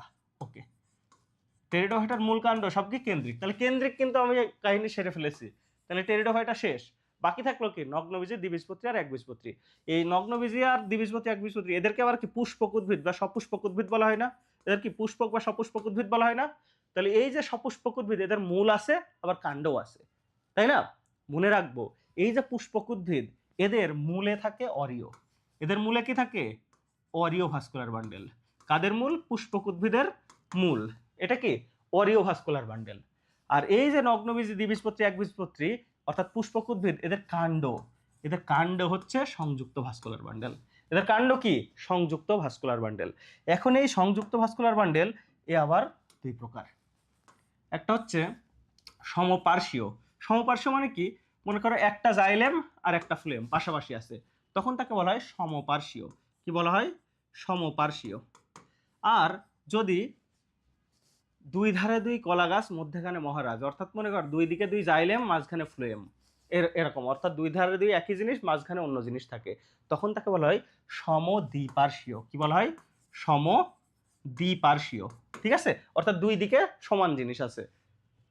এখন এই যে সমপার্শ্বীয়, অর্থাৎ একটা জাইলেম, একটা ফ্লোয়েম পাশাপাশি আছে, এরা আবার দুই রকম।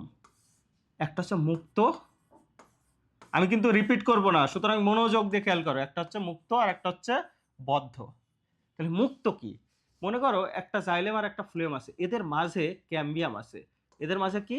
ক্যাম্বিয়াম আছে। যদি ক্যাম্বিয়াম থাকে, আমরা সেই প্রথমে পড়েছিলাম না, ক্যাম্বিয়াম থাকলে সেই ক্যাম্বিয়াম বিভাজিত হয়ে জাইলেম ফ্লোয়েম তৈরি হয়, তাই না? এখানে যেহেতু ক্যাম্বিয়াম আছে, তাহলে এই ক্যাম্বিয়াম বিভাজিত হয়ে আরো জাইলেম, আরো ফ্লোয়েম তৈরি হতে পারবে। তাহলে এর কি কোনো লিমিটেশন আছে? এ তো মুক্ত।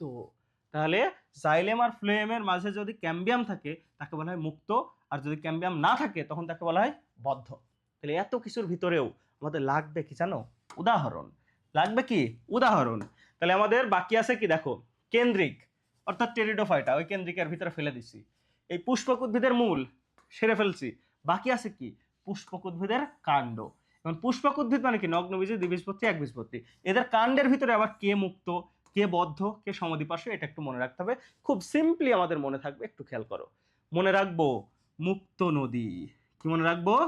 মুক্ত নদী, অর্থাৎ নদী মুক্তভাবে বহমান। তার মানে মুক্ত সমপার্শ্বীয়ের উদাহরণ কি? নগ্নবীজি আর দ্বিবীজপত্রীর কাণ্ড। বদ্ধ একা, অর্থাৎ যখন একা একা থাকি তখন বদ্ধ লাগে না, যখন একা একা থাকি তখন বদ্ধ লাগে না। তাহলে বদ্ধ সমপার্শ্বীর উদাহরণ কি? একবীজপত্রীর কাণ্ড। ঠিক আছে, এখন তোমার কথা ভাই, নগ্নবীজি আর দ্বিবীজপত্রী এর এখানে দিয়ে দিলেন, একবীজপত্রীকে এখানে দিয়ে দিলেন, তার সমদ্বিপার্শ্বীয় কোথায়? ঠিক আছে, এই দ্বিবীজপত্রী উদ্ভিদের ভিতরে কিছু ব্যতিক্রম আছে, যেমন কুমড়া, শশা, লাউ, এইগুলো হচ্ছে সমদ্বিপার্শ্বীয়ের উদাহরণ। তাহলে উদাহরণগুলো মনে থাকবে, উদাহরণগুলো মনে থাকবে, মনে থাকবে। তাহলে এইভাবে তোমার ভাস্কুলার টিস্যুর প্রকারভেদ তোমার আসতে পারে, তখন এই ভাবে তুমি লিখে দিবা। এটা বইয়েও আছে, আমি দেখাই দেব। এই পারবা কি না? পারবা কি না একটু জানাও। পারবা কি না একটু জানাও। এই যে প্রথমেই কে, আলিফা বলছে পারবো, আহমেদ রাফিয়া বলছে পারবো।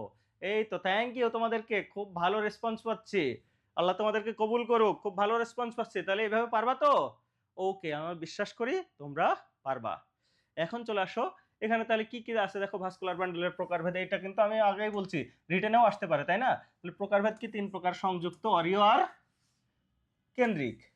এখন এই সংযুক্ত আবার কয় প্রকার? 2 প্রকার, সমপার্শ্বীয় আর কি সমদ্বিপার্শ্বীয়। একটু আগে আমরা সব পড়ে ফেলেছি, তাহলে যেগুলো দাগানো আছে শুধু এগুলো পড়বো, আর আমরা সব বুঝে ফেলেছি। দেখো মুক্ত সমপার্শ্বীর উদাহরণ কি, এখান দিয়ে আছে দ্বিবীজপত্রী আর এই নগ্নবীজের কাণ্ড। তার মানে আমরা কি পড়েছি মুক্তর ক্ষেত্রে? এই মুক্ত নদী, নগ্নবীজি আর দ্বিবীজপত্রী। তারপর বদ্ধ একা, এই যে একবীজপত্রীর কাণ্ড। তাহলে আমরা সব বুঝে ফেলেছি, এখন জাস্ট বইয়ে যেগুলো দাগানো আছে আর কি। ঠিক আছে, সমদ্বিপার্শ্বীর জাস্ট একটা সেন্টেন্স, এই যে কুমড়া শশা লাউ কুশল, একটু আগে দেখালাম না সমদ্বিপার্শ্বীয়। ওকে, এইসব পড়া লাগবে না, এসব লাগবে না, ঠিক আছে। ওকে, এখন দেখো রিটেনের প্রশ্ন কিভাবে হয়। ওই যে যে তোমার আসবে যে ভাস্কুলার বান্ডেলের হচ্ছে প্রকারভেদ ব্যাখ্যা করো, তখন তুমি এই প্রকারভেদ দিয়ে দিবা। ওই যে আমি যে এই ফ্লোচার্ট দিলাম না, ওই ফ্লোচার্ট দিয়ে দিবা, তাহলে বেশি ভালো হবে, ঠিক আছে। এখন চলে আসো অরিও ভাস্কুলার বান্ডেল। কি আছে? Oreo vascular bundle.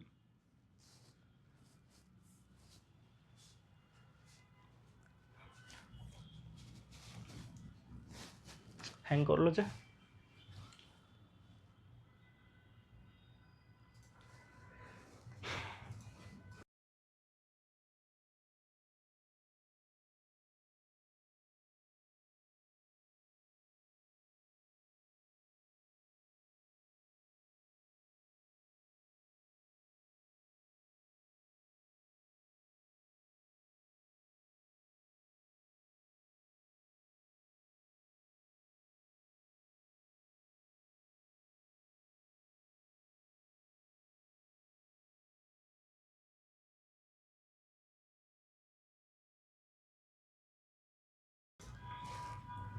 ওকে, তাহলে দেখো এখন কি দেখতে পাচ্ছ তোমরা, মাঝে আমাদের এটা একটু সমস্যা হয়েছিল, এখন আবার আমরা ফিরে এসেছি, ঠিক আছে। এখন এখানে কিভাবে আসতে পারে যে ভাস্কুলার টিস্যুর প্রকারভেদ ব্যাখ্যা করো, তখন তুমি ওই যে ফ্লোচার্ট আমি যেভাবে যেভাবে দেখাই দিছি এভাবে একটু দিয়ে দিবা। আর চিত্রগুলো দেখানোর দরকার নেই, চিত্র এই যে আমি কোনটা ভিতরে মাঝখানে ওইসব দেখার দরকার নেই, জাস্ট ফ্লোচার্টটা মনে রাখবা, ঠিক আছে। ওকে ওকে, এখন দেখো এখানে আর একটা জিনিস একটু পড়তে হবে, এই যে কেন্দ্রিক, কেন্দ্রিকের ক্ষেত্রে যদি জাইলেম কেন্দ্রের দিকে থাকে, এই দেখো এটা আমি দেখাই ফেলছি না, এটা দেখাই ফেলছি না, তুমি জাস্ট এখানে এই যে মুক্ত নদী, বদ্ধ একা, কুশল, এগুলো একটু দেখে রাখবা, ঠিক আছে। তাহলে তুমি এইটা বইয়ে আছে, এখানেই কিন্তু আমি ওইগুলো লিখে দিয়েছি। এখন দেখো এই কেন্দ্রিক, কেন্দ্রিক 2 ধরনের, কেন্দ্রিক কি 2 ধরনের, যদি ফ্লুয়েম কেন্দ্রে থাকে আর চারপাশে জাইলেম থাকে তাকে বলা হয় ফ্লুয়েম কেন্দ্রিক, তাকে কি বলা হয়? ফ্লুয়েম কেন্দ্রিক। আর যদি জাইলেম কেন্দ্রে থাকে আর চারপাশে ফ্লুয়েম থাকে তাকে কি বলা হয়? জাইলেম কেন্দ্রিক, তাকে কি বলা হয়? জাইলেম কেন্দ্রিক। আমাদের লাগবে কি জানো? এদের উদাহরণ লাগবে। কি লাগবে? এদের উদাহরণ লাগবে। সেই উদাহরণ কিভাবে মনে রাখা যায় একটু খেয়াল করো। উদাহরণ আমরা কিভাবে মনে রাখতে পারি সেটা হচ্ছে, জাইলেমের 3টা উদাহরণ আছে, ফ্লুয়েম 3টা। আমি কিভাবে মনে রাখতাম জানো? জাইলেম আমি মনে রাখতাম পাকিস্তান সুপার লিগ, পিএসএল। কি দিয়ে মনে রাখতাম? পাকিস্তান সুপার লিগ বা পিএসএল দিয়ে মনে রাখতাম, ঠিক আছে। এখন দেখো, যেমন দেখো বাংলাদেশে কি হয়? বিপিএল হয় না, ইন্ডিয়ায় কি আইপিএল হয়, পাকিস্তানে একটা ক্রিকেট টুর্নামেন্ট হয়, তার নাম হচ্ছে পিএসএল, ঠিক আছে।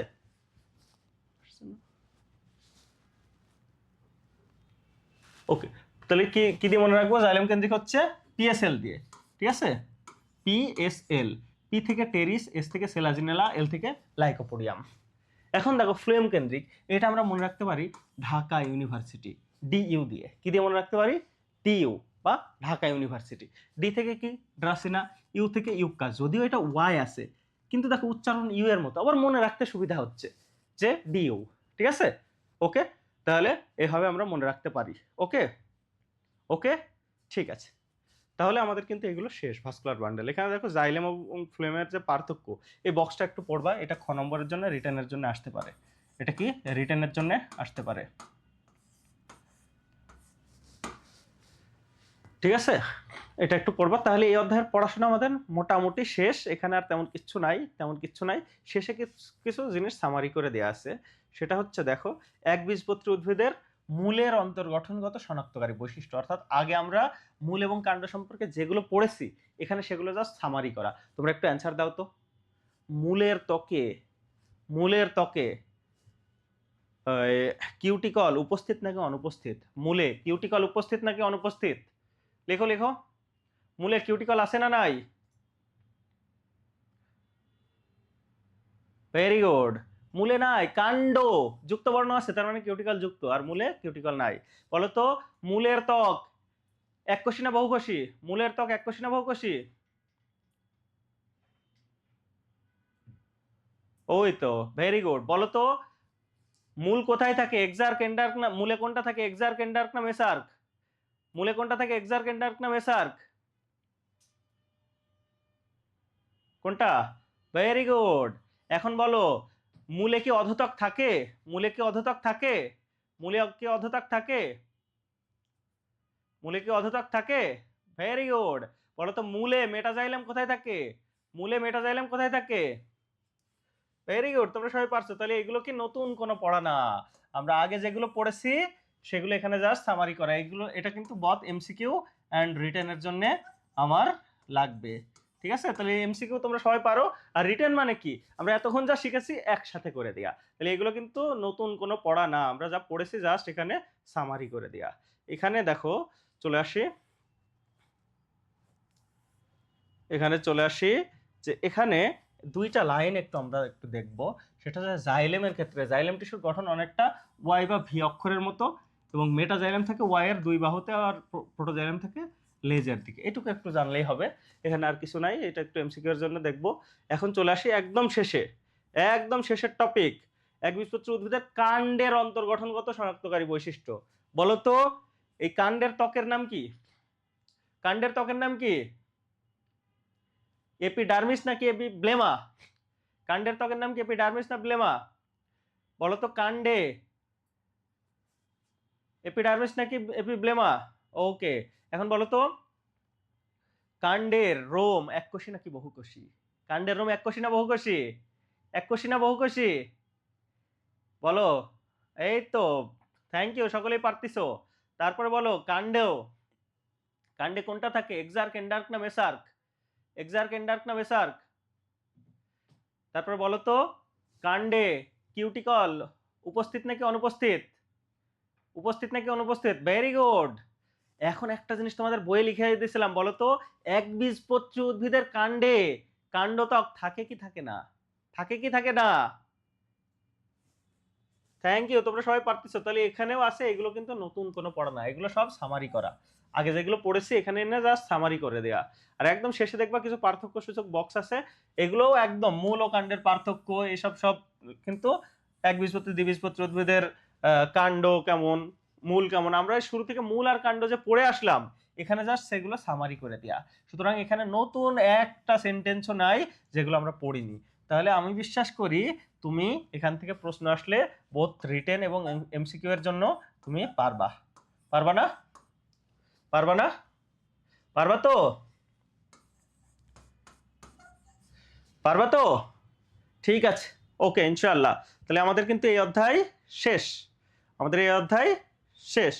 এখন আমরা যেটা পড়বো সেটা হচ্ছে আরো একটা আমাদের অধ্যায় আছে, এবং কোষ বিভাজন। কোষ বিভাজন, তাহলে এই অধ্যায় যে আমরা পড়লাম, এই অধ্যায় বাসায় যে তোমরা পড়তে পারবা কিনা? বাসায় যে পড়তে পারবা কিনা? এটা না, ওই যে পিপিটিএক্স।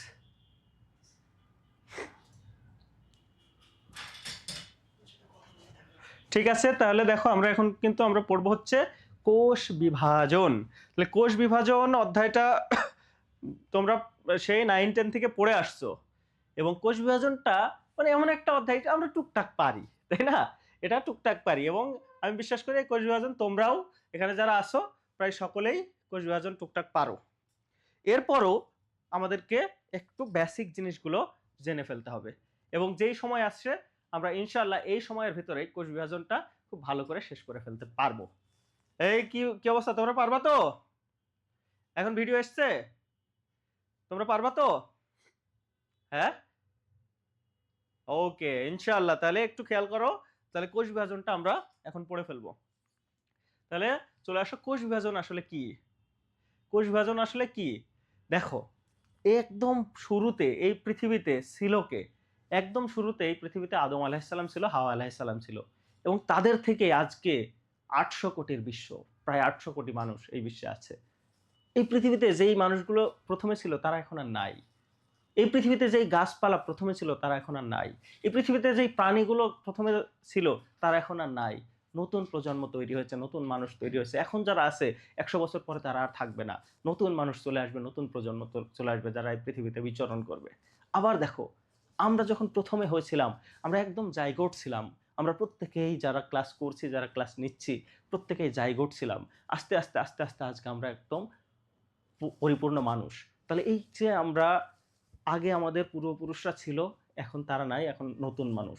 আবার আমাদের ভিতরেই আমরা একসময় শুধু জাইগোট ছিলাম, এখন আমরা পরিপূর্ণ মানুষ। এগুলো আসলে কিভাবে হচ্ছে? কিভাবে হচ্ছে নতুন বংশ পরম্পরা তৈরি হচ্ছে? কিভাবে একটা প্রাণী বা একটা উদ্ভিদ সে ছোট থেকে বড় হচ্ছে? এই প্রক্রিয়াটা হচ্ছে একটা কারণে, তার নাম হচ্ছে কোষ বিভাজন। কি বললাম? কোষ বিভাজন। এই কোষ বিভাজিত যদি না হতো তাহলে আদম আলাহিসাল্লাম, হাওয়া আলাহিসাল্লামের পরে আর কোনো মানব প্রজন্ম থাকতো না। সে আগে যে গাছপালা ছিল তারাই থাকতো, আর কেউ তৈরি হতো না। এমনকি আমরা যে জাইগোট তৈরি, যদি জাইগোট তৈরি হইতাম, সেই জাইগোট থেকে আর বড় হইতাম না। তাহলে আমরা দেখছি যে দুইভাবে হতে পারে। ঠিক আছে, ওকে। তাহলে দেখো যে কোষ বিভাজন কি আমরা সবাই জেনে ফেললাম। এখন আমরা জানবো হচ্ছে ধাপে ধাপে যে কে কি কখন কিভাবে করে কয়েকটা জিনিস। এখানে সালগুলো আসলে খুব একটা গুরুত্বপূর্ণ না, সালগুলো খুব একটা গুরুত্বপূর্ণ না। কয়েকটা এমসিকিউ আছে যে নিউক্লিয়াসের বিভাজনকে ক্যারিওকাইনেসিস কে নাম দেন? বিজ্ঞানী শ্লাইখার। কে নাম দেন? বিজ্ঞানী শ্লাইখার। ঠিক আছে, এখানে লেখা।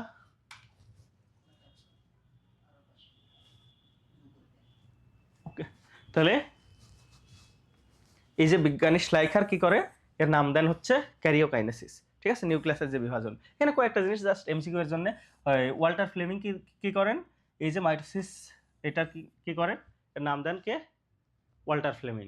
ঠিক আছে, এবং দেখো এই যে ফার্মার ও মুর, এরা কি করে? এই যে মিওসিসের নাম দেন। তাহলে মাইটোসিসের নাম দেন কে? Walter Flemming. আর ফার্মার ও মুর কি? মিওসিসের নাম দেন। এবং হাওয়ার্ড ও পেল্ক এরা কি করে?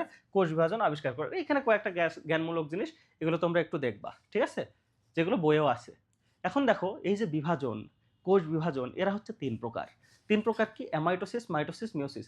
এই অধ্যায় নিয়ে একটু রিল্যাক্সে থাকি কেন জানো? আমি যা পড়াবো তোমরা অলরেডি জানো, তারপরেও আমরা পড়াবো, নো প্রবলেম। দেখো অ্যামাইটোসিস, অ্যামাইটোসিস কি? এখানে কোনো হিজি বিজি কোনো কাহিনী নাই। ওই ক্যারিওকাইনেসিস, সাইটোকাইনেসিস এইসব কোনো কাহিনী টাহিনী করে না। একবার কোনো ক্রোমোজোম কয়টা থেকে কয়টা হবে, এই সেই, ওদের কোনো কাহিনী নেই। কোনো জটিল প্রক্রিয়া ছাড়াই জাস্ট একটা কোষ থেকে 2টা কোষ হয়ে গেলেই তাকে বলা হয় অ্যামাইটোসিস। এবং এটা খুবই, যেহেতু অনুন্নত একটা প্রক্রিয়া, এটা হয় অনুন্নত জীব, জাস্ট এককোষী যারা অ্যামিবা, ইস্ট এই ধরনের কিছু উদ্ভিদে এই অ্যামাইটোসিস প্রক্রিয়াটা হয়। আর কিছু ব্যাকটেরিয়া আছে, ব্যাকটেরিয়ার একটা বিভাজন আছে দ্বিবিভাজন, অর্থাৎ একটা কোষ থেকে ডিরেক্ট 2টা কোষ হয়ে যায়, সেটাও এই অ্যামাইটোসিস প্রক্রিয়া। এখন মাইটোসিস আর মিওসিস এই দুইটা হচ্ছে ইম্পর্টেন্ট। মাইটোসিস এবং মিওসিস এই দুইটা হচ্ছে ইম্পর্টেন্ট। মাইটোসিস কি জানো? দেখো, তার আগে আমরা জানি যে মনে করে একটা কোষ থেকে বিভাজিত হয়ে নতুন কোষ তৈরি হচ্ছে। তাহলে যেই কোষটা থেকে বিভাজিত হচ্ছে বা যেই কোষটা বিভাজিত হচ্ছে তাকে বলা হয় মাতৃকোষ বা মাদার সেল। আর যে কোষটা উৎপন্ন হচ্ছে তাকে বলা হয় ডটার সেল বা অপত্য কোষ। এই মাইটোসিস প্রক্রিয়া কি হয় জানো? একটা মাতৃকোষ থেকে 2টা অপত্য কোষ তৈরি হয়। আর মিওসিস প্রক্রিয়া কি জানো? একটা মাতৃকোষ থেকে 4টা অপত্য কোষ তৈরি হয়। কয়টা? 4টা। এখানে এদের পার্থক্যটা কি? এই মাইটোসিস প্রক্রিয়ায় এই মাতৃকোষের ক্রোমোজোম সংখ্যা যা ছিল, এই অপত্য কোষের ক্রোমোজোম সংখ্যা একদম সমান থাকে। কিন্তু মিওসিস প্রক্রিয়ায় এই মাতৃকোষের ক্রোমোজোম সংখ্যা যা, অপত্য কোষের ক্রোমোজোম সংখ্যা ঠিক অর্ধেক হয়ে যায়। এখানে যদি 2n, এখানে হয় শুধু n। অর্থাৎ এখানে কি মাতৃকোষের ক্রোমোজোম সংখ্যা অপত্য কোষের ক্রোমোজোম সংখ্যার সমান, আর এখানে কি অর্ধেক হয়ে যায়। যেহেতু এখানে সমান, সেই জন্য একে বলা হয় সমীকরণিক বিভাজন। কি বলা হয়? সমীকরণিক বিভাজন। আর এখানে যেহেতু ক্রোমোজোম সংখ্যা অর্ধেক হয়ে যাচ্ছে, সেই জন্য একে বলা হয় হ্রাসমূলক বিভাজন। কি বলা হয়? হ্রাসমূলক বিভাজন। এবং এখানে যে নিউক্লিয়াস এবং যে ক্রোমোজোম, এরা জাস্ট একবার করেই বিভাজিত হয়। এখানে কি নিউক্লিয়াসও একবার বিভাজিত হয়, ক্রোমোজোমও একবার বিভাজিত হয়। কিন্তু মিওসিসের ক্ষেত্রে এদের নিউক্লিয়াসটা 2বার বিভাজিত হয়, নিউক্লিয়াসটা 2বার বিভাজিত হয়, কিন্তু যে ক্রোমোজোম, যে ক্রোমোজোম সেটা জাস্ট একবার বিভাজিত হয়। ঠিক আছে, ঠিক আছে। তাহলে মাইটোসিস আর মিওসিসের মোটামুটি সংজ্ঞাগুলো এরকমই। তাহলে এখানে কিন্তু তোমাদের হচ্ছে এদের সংজ্ঞাও আসতে পারে, ঠিক আছে। মাইটোসিসের সংজ্ঞা, মিওসিসের সংজ্ঞা আসতে পারে, যে মাইটোসিসের সংজ্ঞা লেখো, মিওসিসের সংজ্ঞা লেখো এবং ধাপগুলো লিখো। তো ধাপগুলো তো আমরা সবাই জানি। এখানে কয়েকটা জিনিস আমরা একটু দেখবো। ক্যারিওকাইনেসিসটা কি?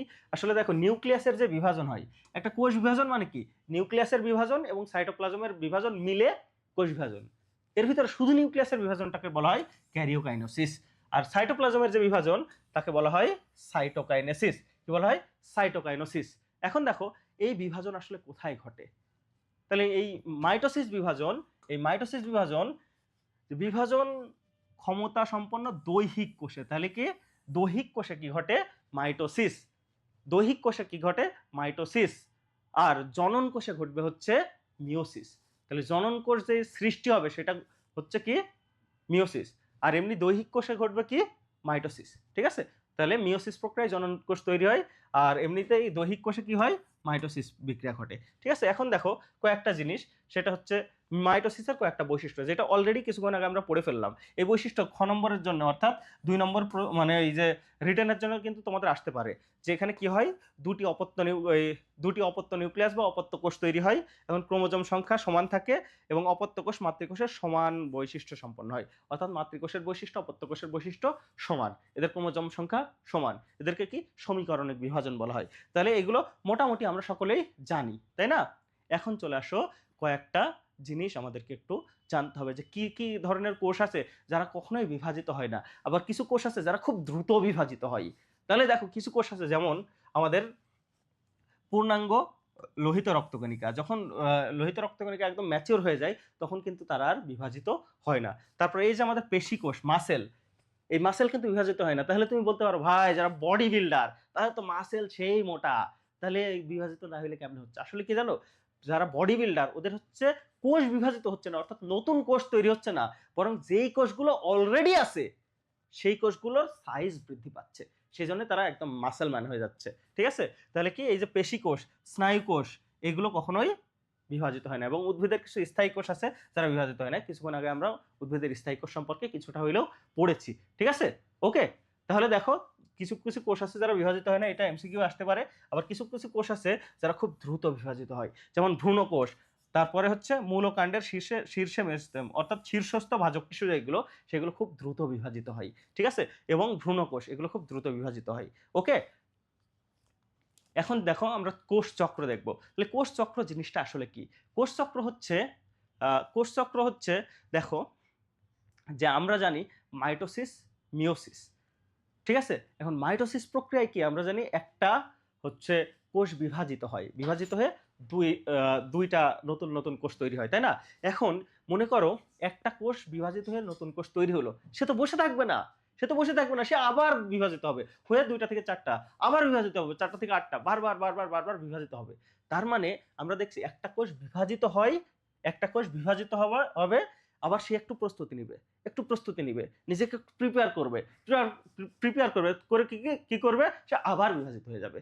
বিভাজিত হওয়ার পর আবার সে একটু প্রস্তুতি নেবে, নিজেকে আবার প্রিপেয়ার করবে, আবার বিভাজিত হবে। এর কাজই হচ্ছে বিভাজিত হওয়া। তাহলে এই যে একটা চক্র, যেখানে মাইটোসিস ঘটছে এবং সে একটু প্রস্তুতি নিয়ে আবার বিভাজিত ঘটছে, এই চক্রটাকে বলা হয় কোষ চক্র। তাহলে কোষ চক্রের 2টা দশা। কোষ চক্রের কয়টা দশা? 2টা দশা। এই যে যেই দশায় মাইটোসিস বিক্রিয়া করছে তাকে বলা হয় এম ফেজ বা মাইটোসিস ফেজ। আর এই যে ফুল দশা, যেটাতে সে প্রস্তুতি নিচ্ছে, তাকে বলা হয় ইন্টারফেজ। তাকে কি বলা হয়? ইন্টারফেজ। তাহলে এই যে এম ফেজ বা মাইটোসিস ঘটতে মাত্র 5 থেকে 10% সময় লাগে, আর ফুল ইন্টারফেজটা ঘটতে বাকি সময়, অর্থাৎ 90 থেকে 95% সময় ফুল ইন্টারফেজে লাগে। ঠিক আছে। এখন এই ইন্টারফেজের ভিতরেও আবার 3টা ভাগে ভাগ করা যায়। এখন 3টা ভাগ কি? G1, S আর G2। ঠিক আছে। এই G1 এ দেখা যাচ্ছে 30 থেকে 40% সময় লাগে G1, আর সিনথেসিস দশায় সময় লাগে হচ্ছে 30 থেকে 50% সময়, আর এই G2 সময় লাগে হচ্ছে 10 থেকে 20% সময়। তাহলে এই G1, GS আর G2 তে আসলে কি ঘটে? আমরা জানি S হচ্ছে সিনথেসিস, তার মানে নতুন যে কোষ তৈরি হবে। আমরা জানি সমীকরণের বিভাজনে একটা যদি 46টা থাকে, সেখান থেকে যে 2টা কোষ তৈরি হবে, সেই 2টাতেও 46টা করে থাকবে। তাহলে ডিএনএ সংখ্যা বাড়াইতে হবে না, ক্রোমোজোম সংখ্যা বাড়াইতে হবে না। তাহলে দেখো যে এই সিনথেসিস দশায় কি হয়, ডিএনএ রেপ্লিকেশন হয়, অর্থাৎ ডিএনএ সংখ্যা যা থাকে তার ডাবল হয়ে যায়। তাহলে সিনথেসিস দশায় কি হয়, ডিএনএ রেপ্লিকেশন। আর এই জি1 দশায় তাহলে কি হবে, এই ডিএনএ সিনথেসিসের জন্য যা যা প্রয়োজন সব তৈরি করে দিবে কি, জি1। ঠিক আছে, সব তৈরি করে দেবে কে, জি1।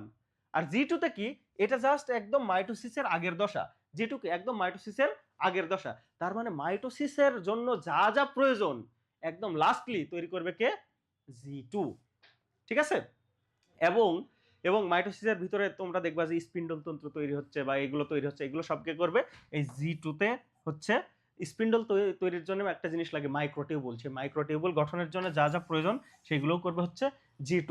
এবং এই যে ইন্টারফেস বা জি2 থেকে তুমি হচ্ছে পরের ধাপে যাবা, অর্থাৎ পরের ধাপ কি হচ্ছে মাইটোসিসে যাবা, তার জন্য একটা ফ্যাক্টর লাগে ম্যাচুরেশন প্রমোটিং ফ্যাক্টর। এই জি2-তে এই ম্যাচুরেশন প্রমোটিং ফ্যাক্টর কাজ করে, এর ফলে সে মাইটোসিসে প্রবেশ করতে পারে। এখন এই যে মাইটোসিস হওয়ার জন্য দুইটা জিনিস লাগবে, একটা হচ্ছে অভ্যন্তরীণ উদ্দীপনা, একটা হচ্ছে বাহ্যিক উদ্দীপনা। মনে করো আমি ঘুষ খাবো, আমার মন বলছে এই বেটা ঘুষ খা, এই বেটা ঘুষ খা। আবার আমার পাশে এসে আরেকজন দেখা যাচ্ছে আমাকে একটু বাইরে থেকে বলছে যে এই জিনিসটা লাগবে, এই জিনিসটা ইয়ে করো, একটু টাকা পয়সা ম্যানেজ করো। ঠিক আছে, অর্থাৎ আমার ভিতর থেকে যে উদ্দীপনা দিচ্ছে সেটা কি, অভ্যন্তরীণ উদ্দীপনা। আর বাহ্যিকভাবে যে দিচ্ছে সেটা হচ্ছে বাহ্যিক উদ্দীপনা। এখন একটা কোষের ভিতরে একটা যৌগ থাকে যার নাম হচ্ছে সাইক্লিন সিডিকে যৌগ। এ হচ্ছে কোষের ভিতর থেকে বলতেছে এই কোষ তুই বিভাজিত হয়, এই কোষ তুই বিভাজিত হ। সেজন্য একে কি অভ্যন্তরীণ উদ্দীপনা দিচ্ছে কে, সাইক্লিক সিডিকে যৌগ। আর কোষের বাইরের থেকে কিছু হরমোন এবং গ্রোথ ফ্যাক্টর এসে কোষকে বলছে এই কোষ তুই বিভাজিত হ। তাহলে বাহ্যিক উদ্দীপনা দিচ্ছে কি, বাহ্যিক কিছু হরমোন এবং গ্রোথ ফ্যাক্টর, যারা বাহ্যিক উদ্দীপনা দেয়। ঠিক আছে, ওকে, এই বুঝতে পারছো? তাহলে দেখো এই যে ইন্টারফেসের গুরুত্ব, ইন্টারফেসের বৈশিষ্ট্য, এগুলো একটু দেখবা। এখন চলে আসো মাইটোসিস। মাইটোসিসের ভিতরে আবার দুইটা জিনিস আছে, একটা ক্যারিওকাইনেসিস, একটা হচ্ছে সাইটোকাইনেসিস। এই জিনিসগুলো তুমি জানো, আমি জাস্ট আবার একটু ধরাই দিচ্ছি। আমি বিশ্বাস করি তোমরা সবাই জানো, কারণ 9-10-এ পড়ছো, আবার ইন্টারেও কিছুটা পড়ছো। কি কি, প্রোফেজ, প্রোমেটাফেজ, মেটাফেজ, এনাফেজ, টেলাফেজ। দেখো প্রোফেজ পর্যায়ে কি, সেগুলো সব একসাথে। এই প্রোফেজ কি, আমরা জানি যে ইন্টারফেজ, ইন্টারফেজ দশায় কি হয় জানো, এই ক্রোমোজোমগুলো এরকম পেঁচানো পেঁচানো পেঁচানো পেঁচানো অবস্থায় থাকে, সেই জন্য একে বলা হয় ক্রোমাটিন। কি বলা হয়, ক্রোমাটিন, ক্রোমাটিন। এই প্রোফেজে সেই ক্রোমাটিনগুলো কি হয়, সুন্দর সুন্দর ক্রোমোজোমে পরিণত হয়। কি হয়, ক্রোমোজোমে পরিণত হয়, এরকম এরকম আলাদা হয়ে যায়। কেন হয় জানো, এখানে যখন পানি বেশি থাকে তখন এইভাবে আলাদা আলাদা বোঝা যায় না। ঠিক আছে, প্রোফেজে এসে যখনই পানি কমে যায় এইরকম আলাদা আলাদা হয়ে যায়, এর নাম হচ্ছে ক্রোমোজোম। এর নাম কি, ক্রোমোজোম। এই ক্রোমোজোমগুলো যখন এই যে সাইটোমিয়াটা বিভাজিত না হয়ে এই যে দুই পাশে দুইটা আছে এটা লম্বালম্বিভাবে বিভাজিত হয়ে যায়, তখন তাদেরকে বলা হয় ক্রোমাটিড। তাহলে এটা কি, ক্রোমাটিন। এটা কি, ক্রোমোজোম, ক্রোমোজোম। আর এটা কি, ক্রোমাটিড, ক্রোমাটিড। তাহলে আশা করি এই তিনটা তোমরা বুঝতে পেরেছো। এখন আমরা চলে আসবো প্রোফেজ। প্রোফেজ আসলে কি জানো, প্রোফেজ হচ্ছে সবচেয়ে দীর্ঘস্থায়ী পর্যায়। প্রোফেজ কি, সবচেয়ে দীর্ঘস্থায়ী পর্যায়। এবং এখানে কি, ক্রোমোজোমের জল বিয়োজন ঘটে, অর্থাৎ ক্রোমোজোম থেকে জলটা সরে যায়। এবং যেহেতু জল না থাকে তাহলে এগুলো কি হচ্ছে, একটু মোটা এবং একটু খাটো দেখাবে, একটু মোটা এবং একটু খাটো দেখাবে, যেহেতু জল নাই এবং ক্রোমাটিন থেকে ক্রোমোজোম হয়ে গেছে, তাহলে এগুলো কি, ক্রোমোজোমগুলো একটু মোটা এবং খাটো দেখাবে। এবং এর ভিতরে যে নিউক্লিয়াস এবং নিউক্লিওলাস এবং নিউক্লিয়ার মেমব্রেন, এগুলো বিলুপ্তি ঘটা শুরু হয়। এগুলো কি, বিলুপ্তি শুরু হয়, এগুলো কি বিলুপ্তি শুরু হয়। ফুললি বিলুপ্ত প্রোফেজ পর্যায়ে হয়ে যায় না, বিলুপ্তি শুরু হয় কোথায়, প্রোফেজে। নিউক্লিয়ার মেমব্রেন ও নিউক্লিয়ার এনভেলপ কি বিলুপ্তি শুরু হয় কোথায়, কোথায়, প্রোফেজে, এগুলো শুরু হয় বিলুপ্তি। ঠিক আছে, এরপরে যে কি হয় জানো, এরপরে দেখো, এরপরে দেখো প্রোমেটাফেজ। প্রোমেটাফেজ হচ্ছে সবচেয়ে স্বল্পস্থায়ী পর্যায়, সবচেয়ে স্বল্পস্থায়ী পর্যায়। এবং এখানে কি হয়, এই যে স্পিন্ডল যন্ত্র সৃষ্টি হয়। এখন এই স্পিন্ডল যন্ত্রের ভিতরে দেখো কিছু আছে, তার মানে এগুলো সবগুলো কি স্পিন্ডল যন্ত্র। এখন এই সবগুলোর সাথে কি হচ্ছে ক্রোমোজোম এসে লেগেছে। এই স্পিন্ডল যন্ত্রগুলোর ভিতরে যে স্পিন্ডল যন্ত্রগুলোর সাথে ক্রোমোজোম এসে টাচ করেছে তাদের নাম হচ্ছে ট্র্যাকশন তন্ত্র। তাদের নাম কি, ট্র্যাকশন তন্তু। তাদের নাম কি, ট্র্যাকশন তন্তু। ঠিক আছে, এবং দেখো তাহলে এই পর্যায়ে ক্রোমোজোমগুলো আলাদা আলাদা ছিল, তারা এসে এই যে স্পিন্ডল তন্তুর সাথে এসে যুক্ত হচ্ছে, এসে স্পিন্ডল তন্তুর সাথে এসে যুক্ত হচ্ছে, তখন তাদের ভিতরে একটা কাপাকাপি অবস্থা তৈরি হয়। একে বলা হয় ক্রোমোজোমাল নৃত্য। তাহলে ক্রোমোজোমাল নৃত্য কোথায় হচ্ছে? প্রোমেটাফেজ। কোথায় হচ্ছে? প্রোমেটাফেজ। এবং দেখো এই যে নিউক্লিওলাস আর নিউক্লিয়ার মেমব্রেন, এইগুলো সম্পূর্ণ অদৃশ্য হওয়া শুরু হয়েছিল প্রোফেজে, আর এগুলো সম্পূর্ণ অদৃশ্য হয়ে যাচ্ছে এই ফেজ, অর্থাৎ প্রোমেটাফেজে এসে অদৃশ্য হচ্ছে। অর্থাৎ অদৃশ্য হওয়া সম্পন্ন হচ্ছে কোথায়? প্রোমেটাফেজে। আর অদৃশ্য হওয়া শুরু হয় কোথায়? প্রোফেজে। তাহলে এই দুইটা আশা করি তোমরা ভুল করবে না। এখন মেটাফেজে এসে কি হচ্ছে? মেটাফেজে এসে কি হচ্ছে? এরা সবচেয়ে মোটা ও খাটো হচ্ছে। এটা কিন্তু সবচেয়ে ইম্পর্টেন্ট, যে সবচেয়ে মোটা এবং খাটো হচ্ছে। এবং দেখো এই যে মাঝখানের এই অঞ্চলটাকে বলা হয় এই অঞ্চলটাকে বলা হয় বিষুবীয় অঞ্চল বা নিরক্ষীয় অঞ্চল। আমরা যেমন পৃথিবী আছে না, পৃথিবীর এটা মেরু অঞ্চল, এটা নিরক্ষীয় বা বিষুবীয় অঞ্চল, এদের ক্ষেত্রেও এই যে ক্রোমোজোমগুলো সেই বিষুবীয় অঞ্চলে মিলিত হয়। ঠিক আছে? তাহলে একে বলা হয় মেটাকাইনেসিস। এখন এই যেহেতু সবচেয়ে মোটা ও খাটো হচ্ছে, কেন হচ্ছে জানো? এদের ভিতরে যে ক্রোমোজোমটা আছে, এরা খুব কয়েলিং হয়, একদম খুব পেঁচায়ে পেঁচায়ে খুব ঘন হয়ে যায়। ঠিক আছে? সেজন্য এদের এই প্রক্রিয়াটাকে বলা হচ্ছে কনডেনসেশন। আর এদের যে এই যে মোটা ও খাটো হওয়ার প্রসেস, এটাকে বলা হয় কয়েলিং। এখানে যেহেতু সবচেয়ে বেশি মোটা খাটো হয়, সেজন্য একে বলা হয় সুপার কয়েলিং। তাহলে সুপার কয়েলিং, কনডেনসেশন, মেটাকাইনেসিস কোথায় কোথায় ঘটে?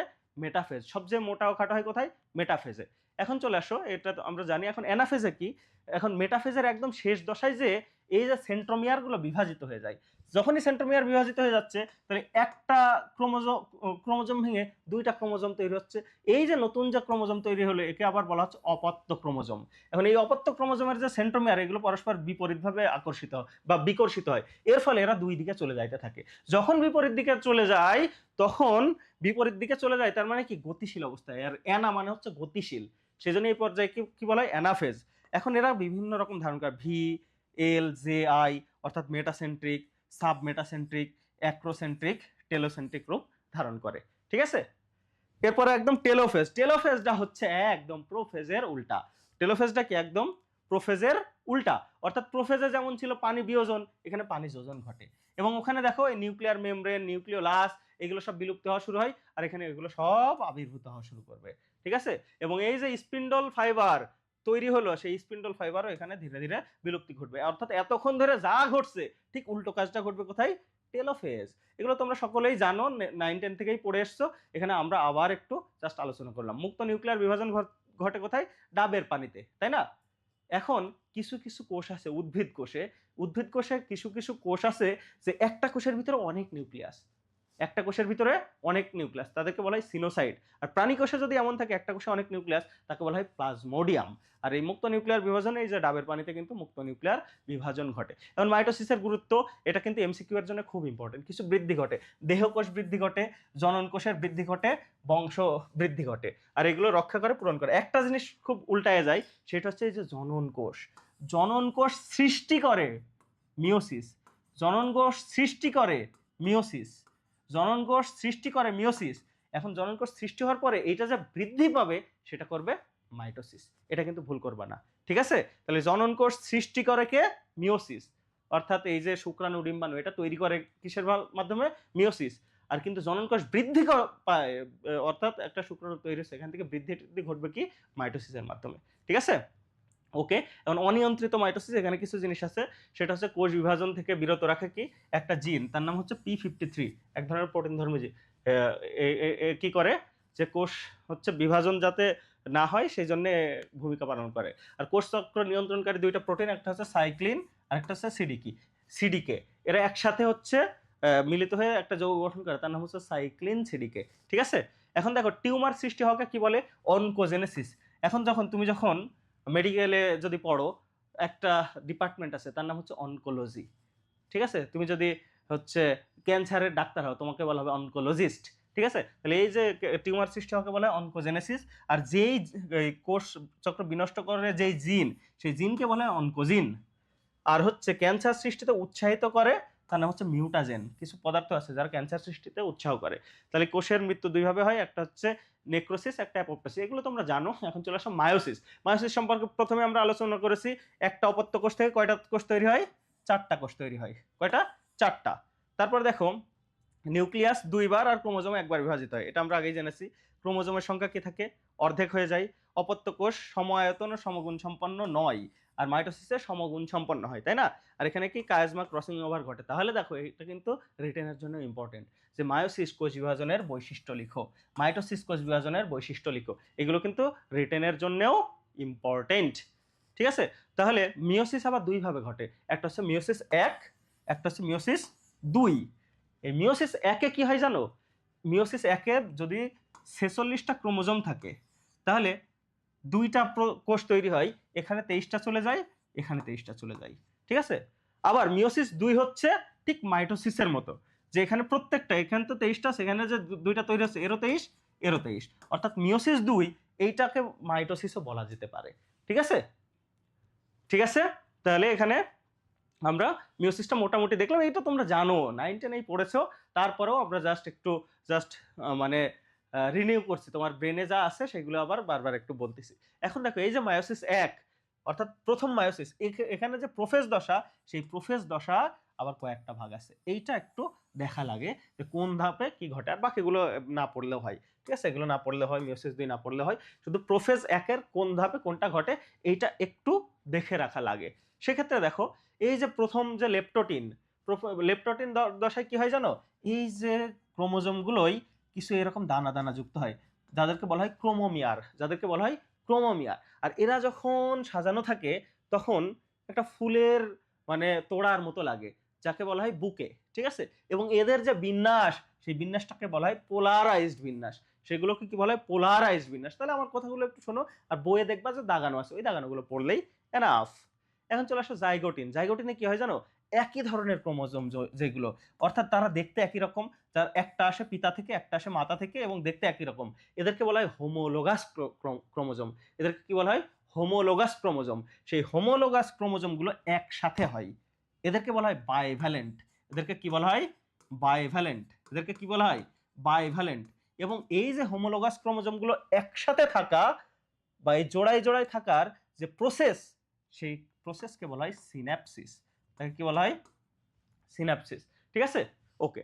তাহলে এখন দেখো এই যে হোমোলোগাস ক্রোমোজোম, এই হোমোলোগাস ক্রোমোজোমগুলো কি করে জানো?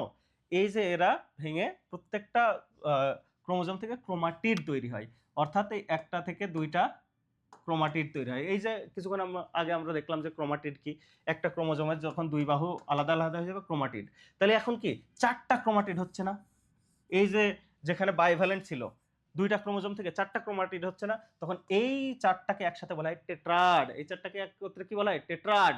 ঠিক আছে, এখন এই যে টেট্রাডের এই যে একই ক্রোমোজোমের যে দুইটা ক্রোমাটিড, এই দুইটাকে বলা হয় সিস্টার ক্রোমাটিড, আর এখানে একটা আর এখানে আরেকটা, মনে করো এটা বা এটা, এরা হচ্ছে নন সিস্টার ক্রোমাটিড। এখানে দেখো নন সিস্টার ক্রোমাটিড গুলো এক জায়গায় মিলিত হয়েছে, এখানে কি দুই জায়গায় মিলিত হয়েছে। এই মিলিত হওয়াটাকে বলা হয় কায়াজমা। কি বলা হয়? কায়াজমা। আর এরা কি করে? এই মিলিত হওয়ার পরে এখানে জেনেটিক তথ্য আদান প্রদান করে, সেই জেনেটিক তথ্য আদান প্রদানকে বলা হয় ক্রসিং ওভার। তাহলে এখানে ইম্পর্টেন্ট হচ্ছে টেট্রাড, কায়াজমা, ক্রসিং ওভার কোন ধাপে হয়? প্যাকাইটিন ধাপে। এখানে আর কিচ্ছু লাগবে না। এখন চলে আসো ডিপ্লোটিন ডায়াকাইনেসিস। ডিপ্লোটিনে একটা জিনিস মনে করবা, এখানে প্রান্তীয়করণ ঘটে, আর কিচ্ছু লাগবে না, প্রান্তীয়করণ ঘটে। তোমার বইয়ে এই একটা সেন্টেন্স দাগানো আছে, কোনো সমস্যা নেই, ওইটুকু পড়লেই হবে। ঠিক আছে, এখন চলে আসো ডায়াকাইনেসিসে কি হয়? এটা যেহেতু প্রোফেজে একটা শেষ ধাপ, ডায়াকাইনেসিসে এসে একদম শেষ জিনিসটা ঘটবে, অর্থাৎ এর ওই যে নিউক্লিওলাস আর হচ্ছে নিউক্লিয়ার প্লাজম, এটা বিলুপ্তি ঘটবে। ঠিক আছে, এই কয়েকটা জিনিস, এই জিনিসগুলো এখন তোমার কথা হচ্ছে চিত্র আঁকানো লাগবে, হ্যাঁ টুকটাক একটু আঁকাই দিও, তোমাদের বই আছে এবং 9 10 তো তোমরা এসব পড়ছো, তাই না? সুতরাং এগুলো পারবা। তাহলে মায়োসিসের গুরুত্ব কি? ওই যে তোমাদের বইয়ে যেটা হচ্ছে শুধু হেডিং গুলো দেওয়া আছে ওইটুকু পড়বা। শুধু একটা জিনিস একটু মনে রাখবা, জননকোষ সৃষ্টি করে মায়োসিস, আর জননকোষের বৃদ্ধি ঘটে মাইটোসিস। এইটা কিন্তু একটু গোলায় যেতে পারে, তাহলে যেটা গোলায় যেতে পারে সেটা আমি তোমাদেরকে বললাম। এখান থেকে কি কি লাগবে? মাইটোসিসের বৈশিষ্ট্য যেটা অলরেডি পড়াইছি, মাইটোসিসের গুরুত্ব সেটা তোমার পড়া লাগবে। ঠিক আছে, ওকে। তাহলে এই যে ক্রসিং ওভার কি, সেটাও আমরা দেখে ফেললাম। তাহলে এই অধ্যায় থেকে কি কি পড়া লাগবে আমরা তো বুঝতে পেরেছি, তাই না? এদের গুরুত্বগুলো লাগবে আর বৈশিষ্ট্যগুলো লাগবে। ওকে, এদের গুরুত্ব লাগবে আর বৈশিষ্ট্য লাগবে, আর সাথে সাথে এই যে চিত্র, প্রোফেজ, মেটাফেজ, এইগুলো একটু যদি আসে যে প্রোফেজের বিষয়গুলো লিখো, তাহলে তুমি যদি সাথে একটু চিত্র আঁকাইতে পারো, তাহলে তুমি বেশি নাম্বার পাবা, না যে চিত্র আঁকাইতে পারবে না সে বেশি পাবে বলো? তাহলে এই চিত্রগুলো একটু দেখে রাখবা, তাহলে আশা করি তোমরা পারবা। ঠিক আছে? তাহলে তোমাদের জন্য দোয়া, শুভকামনা রইলো। আল্লাহ তোমাদেরকে কবুল করুক। তোমরা এখন আসলে জীবনের সবচেয়ে ইম্পর্ট্যান্ট একটা সময় পার করছো। এই সময়ে ধৈর্যটা ধরে রাখা সবচেয়ে জরুরি। এই সময়ে নিজেকে ধৈর্যশীল হিসেবে রাখাটা সবচেয়ে জরুরি। আজকে মনে হবে যে একদম পড়ে সব কুপায় ফেলবো, সকাল থেকে সন্ধ্যা পর্যন্ত পড়বো, কালকে আবার পড়তে ইচ্ছা করবে না, থাক ভাল লাগছে না, এরকম মনে হবে। তবে এই সময়ে নিজেকে ধরে রেখে ধৈর্যের সাথে থেকে বইয়ের সামনে থাকাটা, নিয়মিত পড়াশোনা করাটা খুব গুরুত্বপূর্ণ। সেই জন্য তোমাদের দোয়া রইলো, শুভকামনা রইলো। আল্লাহ তোমাদেরকে কবুল করুক। যে যার স্বপ্ন জায়গায় যাতে পৌঁছাইতে পারো, সেই জন্য আল্লাহ তোমাদেরকে সক্ষমতা দান করুক। আসসালামু আলাইকুম। সবাই ভালো থেকো, সুস্থ থেকো।